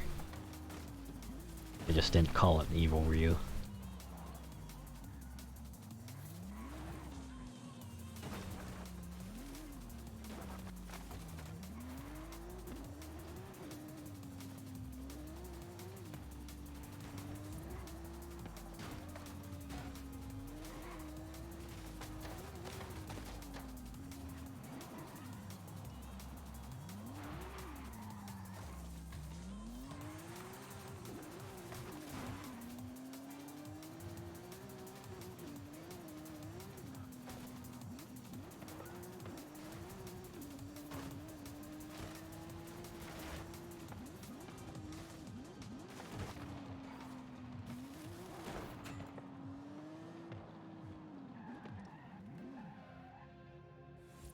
Violent Ken.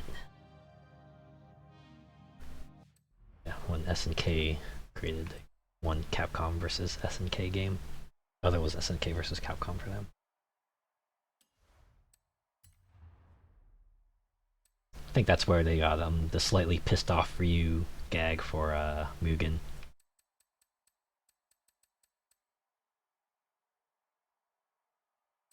Need the Mercedes-Benz SLK 50.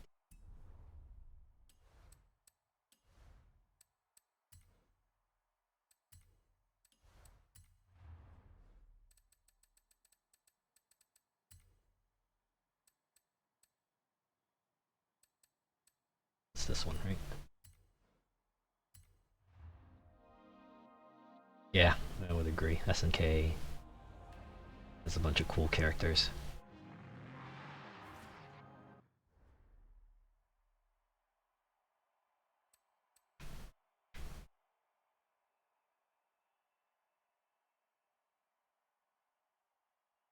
Take a photo. That's it.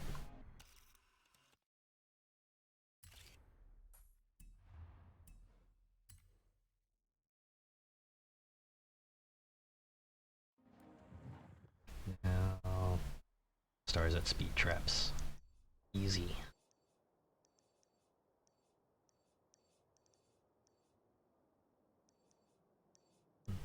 Yep.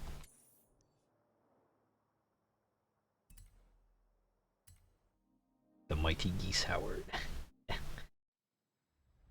Guy's a meme.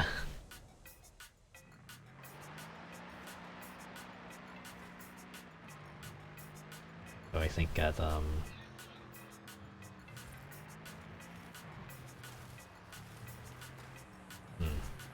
guess yeah, the old SNK games I should probably put on the short list of games that I should play in the future. What's the speed target for this one again? 80. You know what if I just like went to my place and tricked up this car? That can do 105, so I only have to pass through that speed trap 3 times. Guess the Geese Howard memes these days are a bit predictable. Yeah. I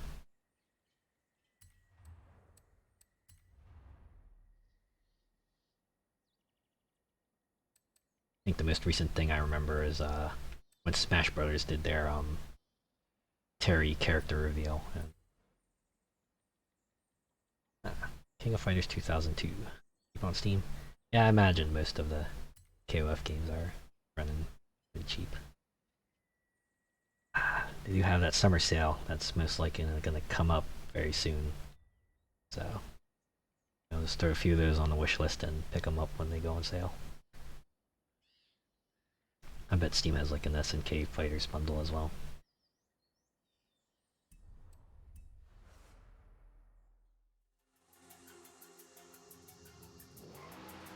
The thing about games is so many of them, but now I don't have quite enough time to play every single one.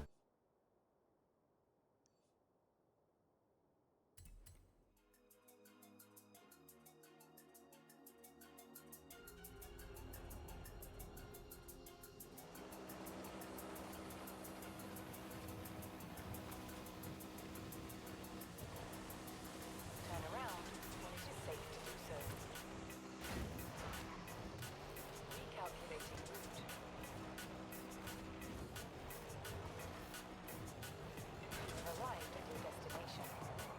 105 for that one.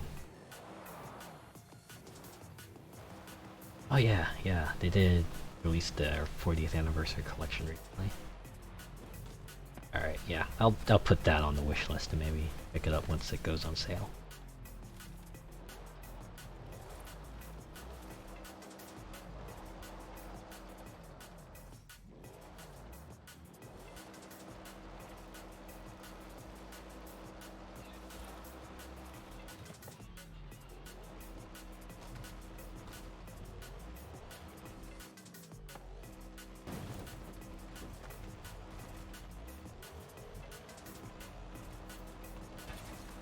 I think that was 2 stars. Oh well.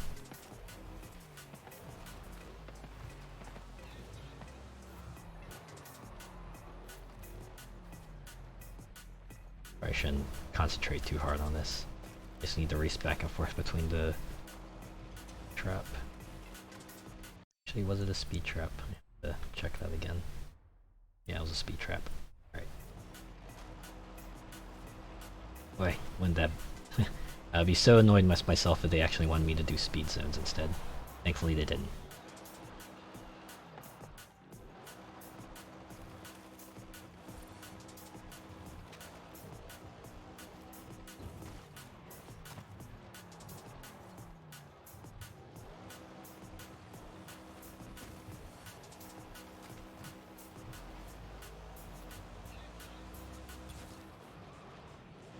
I think that should do it.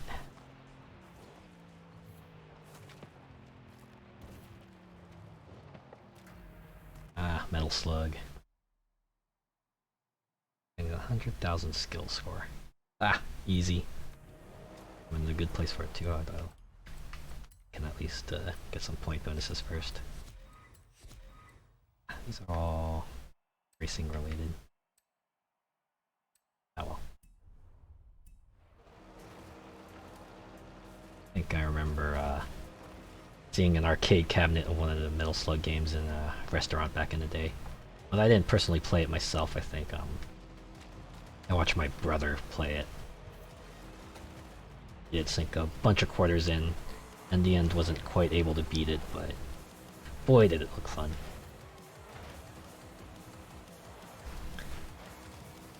Yeah, I remember the voice lines from it too. Yeah, heavy machine gun just sticks in my head. You'd say it lives in there rent-free. Like, every time I pick up a machine gun in another game, I just think, heavy machine gun.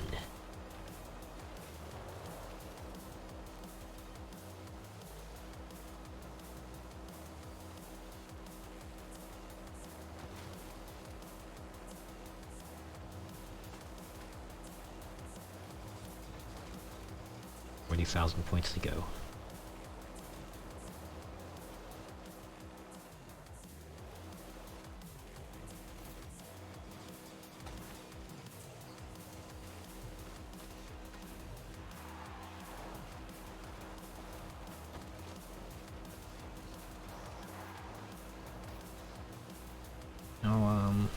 I know they announced Metal Slug Tactics, not that, like a few months back.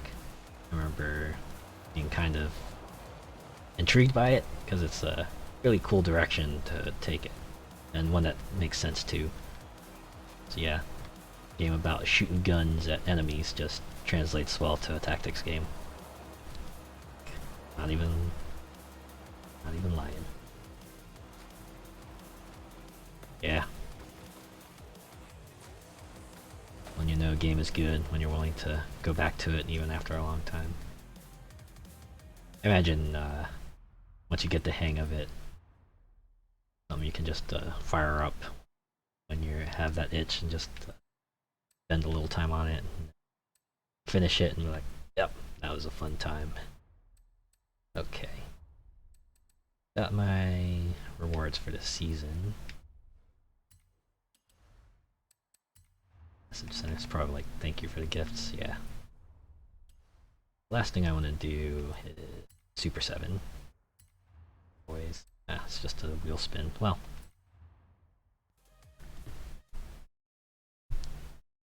Still a super wheel spin.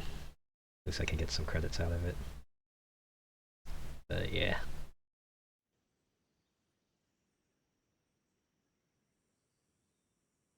Every now and then I'll get that itch to play an old game, and thankfully, since I know I'm inside out, I can usually beat them in a bit and just have a nice little trip down memory lane.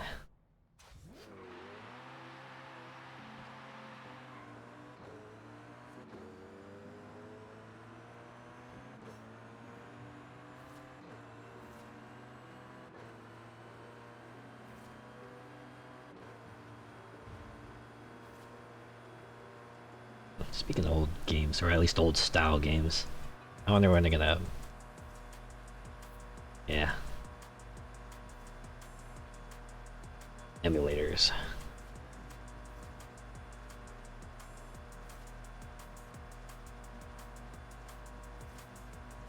I remember using emulators a lot back in the day.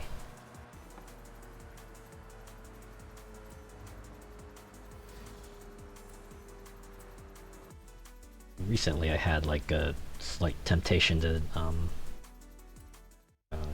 get a PS2 emulator, download that and just grab a bunch of PS2 ROMs and play through them. I've had a real hankering to play Burnout 3 recently. I wanna get back into that again, because that was one of the racing games I sunk a ton of time in. In fact, I'd say it's like perhaps one of my favorite games of all time. Burnout 3 is just... Yeah. Ooh. Hey, maybe that's something I could do. Like a whole retro stream. You know, Throwback Thursday is a thing. Maybe I could look into that. I know there's a bunch of retro racing games out there I could try.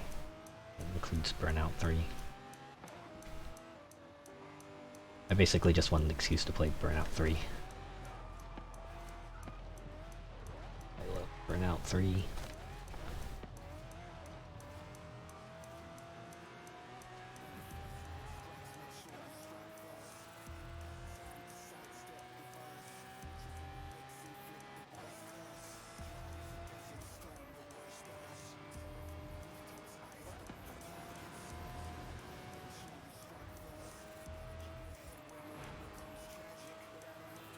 In 400 yards, turn right.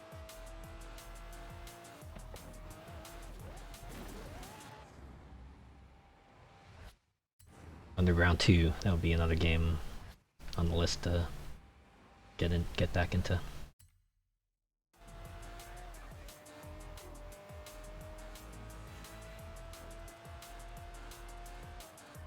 Turn right.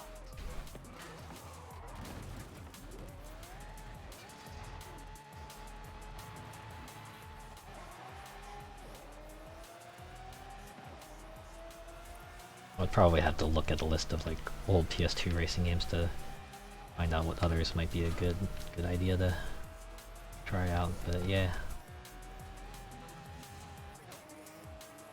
Midnight Club 3 would be another one.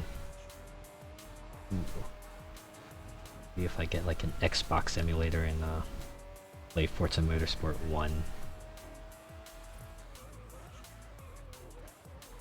Or I think Project Gotham was another one that people really liked.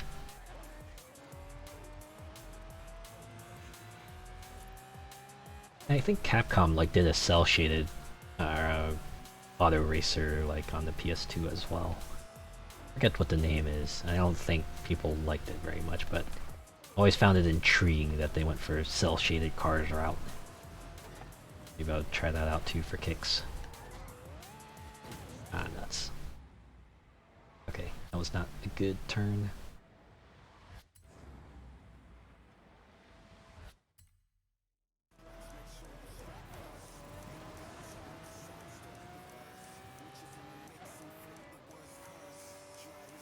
Ooh, maybe I could play the old Gran Turismo games as well. I think you know, 7 came out recently and people had mixed feelings about that. So I want to see what what the old ones were like. I had a friend who was like super into the old Gran Turismo games. He would like pick up every single one of them as it came out, and I remember I was over at his house once and he was like playing, I think it was like the second one. Auto Modelista, yes, I think that was the Capcom cel-shaded PS2 racer. I remember seeing that when it first was previewed in a magazine, and I thought it was just an intriguing concept, having cel-shaded automobiles.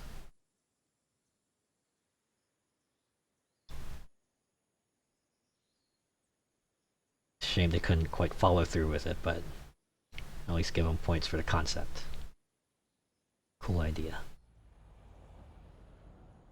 Actually, I can only imagine if they like did like an initial D game with cel shading and stuff, that would probably get a lot of people's attention. In 400 yards, turn left.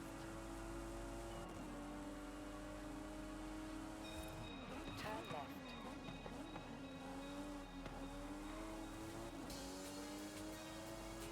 Actually, I don't even know I'm following the road. I could just cut through. I only have a minute. Calculating route. In 400 yards, turn left. Oh yeah. Fighting games is definitely one thing Capcom's good at. Most of the time, if they put out a fighter, you can at least trust that it'll be good. You know, you're gonna get your money's worth from it.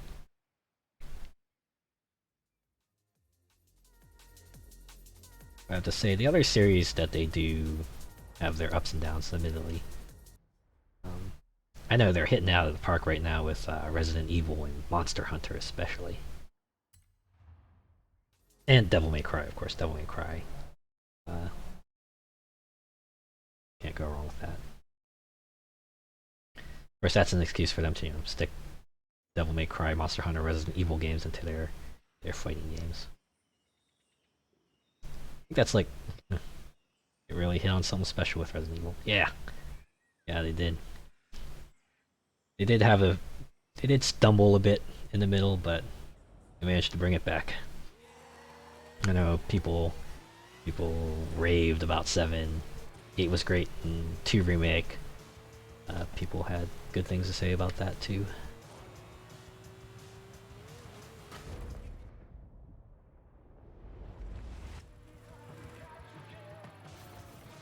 Are you kidding me?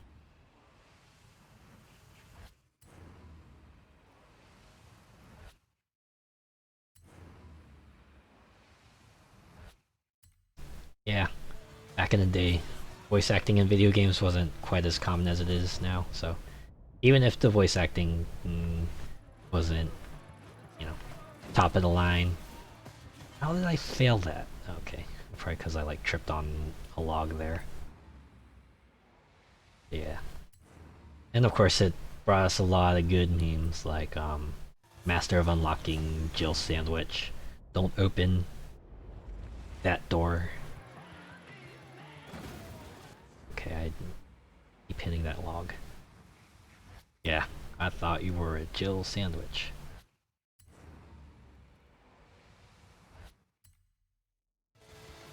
And then some of the other smaller memes like that that basement music that I started hearing after a while. Thanks, like one of the YouTube video series I watched would use that as a gag. That really awful basement music. There we go.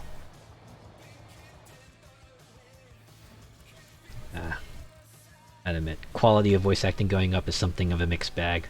Obviously, Albert Wesker was a badass. Yeah. Although later games sure did amp up just how much of a crazy mastermind he was. You know, it's like Ganon. Oh.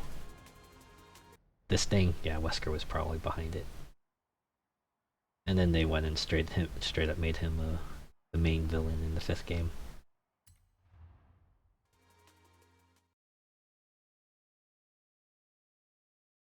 I guess it's helped that he was voiced by DC Douglas, who gave him a really intimidating voice.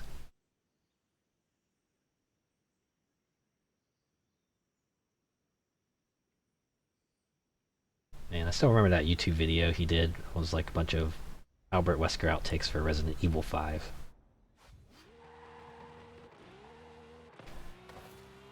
Oh. I guess this one was part of a festival playlist easy event completion thing.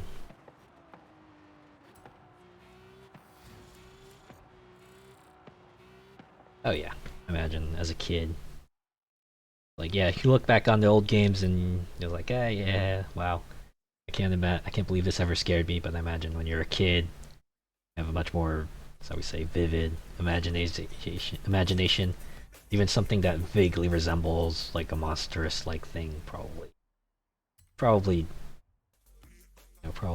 like spook you real bad if you weren't into that kind of stuff. At least I know it would have done that to me. I guess the difference with Resident Evil is that at least give you the ability to fight back.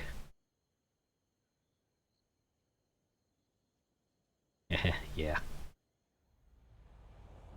And when we manage to do jump scares effectively, like you think you've done some good and suddenly a twist happens and it's like, oh wait, nope. You're actually in danger still. And you're in much danger than you were before.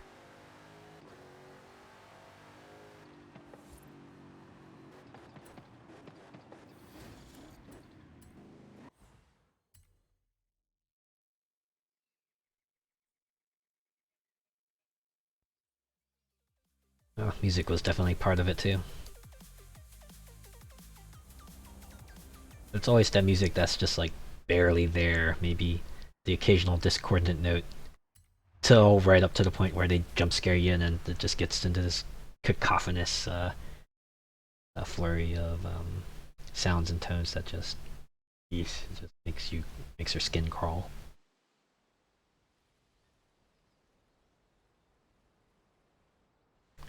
4 minutes to launch the Centenario. We're like 2 feet away.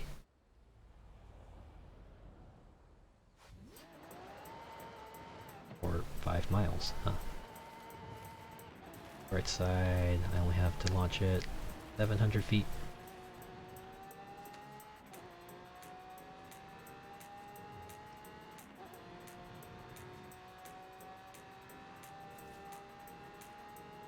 Yeah, I think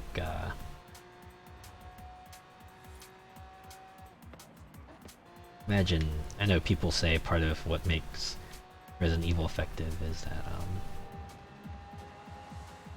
it did make you feel helpless in a way. Even if you could like equip, the biggest guns and have all the supplies around, you still felt like you were just barely getting the upper hand against the zombies. Puzzles. I know people always like to make fun of the puzzles. Why would a police station have a overly elaborate key and lock system for the building? But yeah, it definitely helped with the pacing. It's not all zombie fighting. Occasionally, you would have to explore the place and try to figure out how to advance forward in other ways. It mix things up, which I can appreciate. I didn't go quite as far as they did with the puzzles as I think Silent Hill did, where they had a whole separate difficulty just for puzzles. If you wanted to say have hard combat but you weren't good at puzzles, you could just dial the puzzle difficulty back and they'd hold it back for you.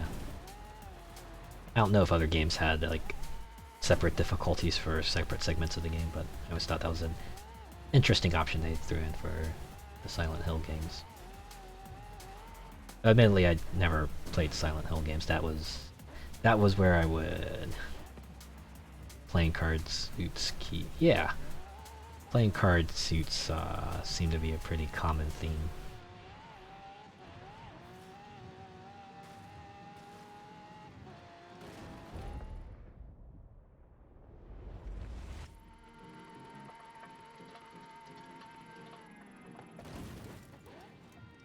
I guess it's pretty easy to make a theme around that. Not to mention it gives that... I guess it just gives a certain feel to... So it's like... I don't know how you describe like the playing card theme. It's like got that... Maybe an element of risk to it? I guess when you think of cards, maybe you just think of Vegas and it's like big showy glitz and glamour. Maybe that's part of it. Alright, see what this super wheel spin gets me. Credits! I'll take it.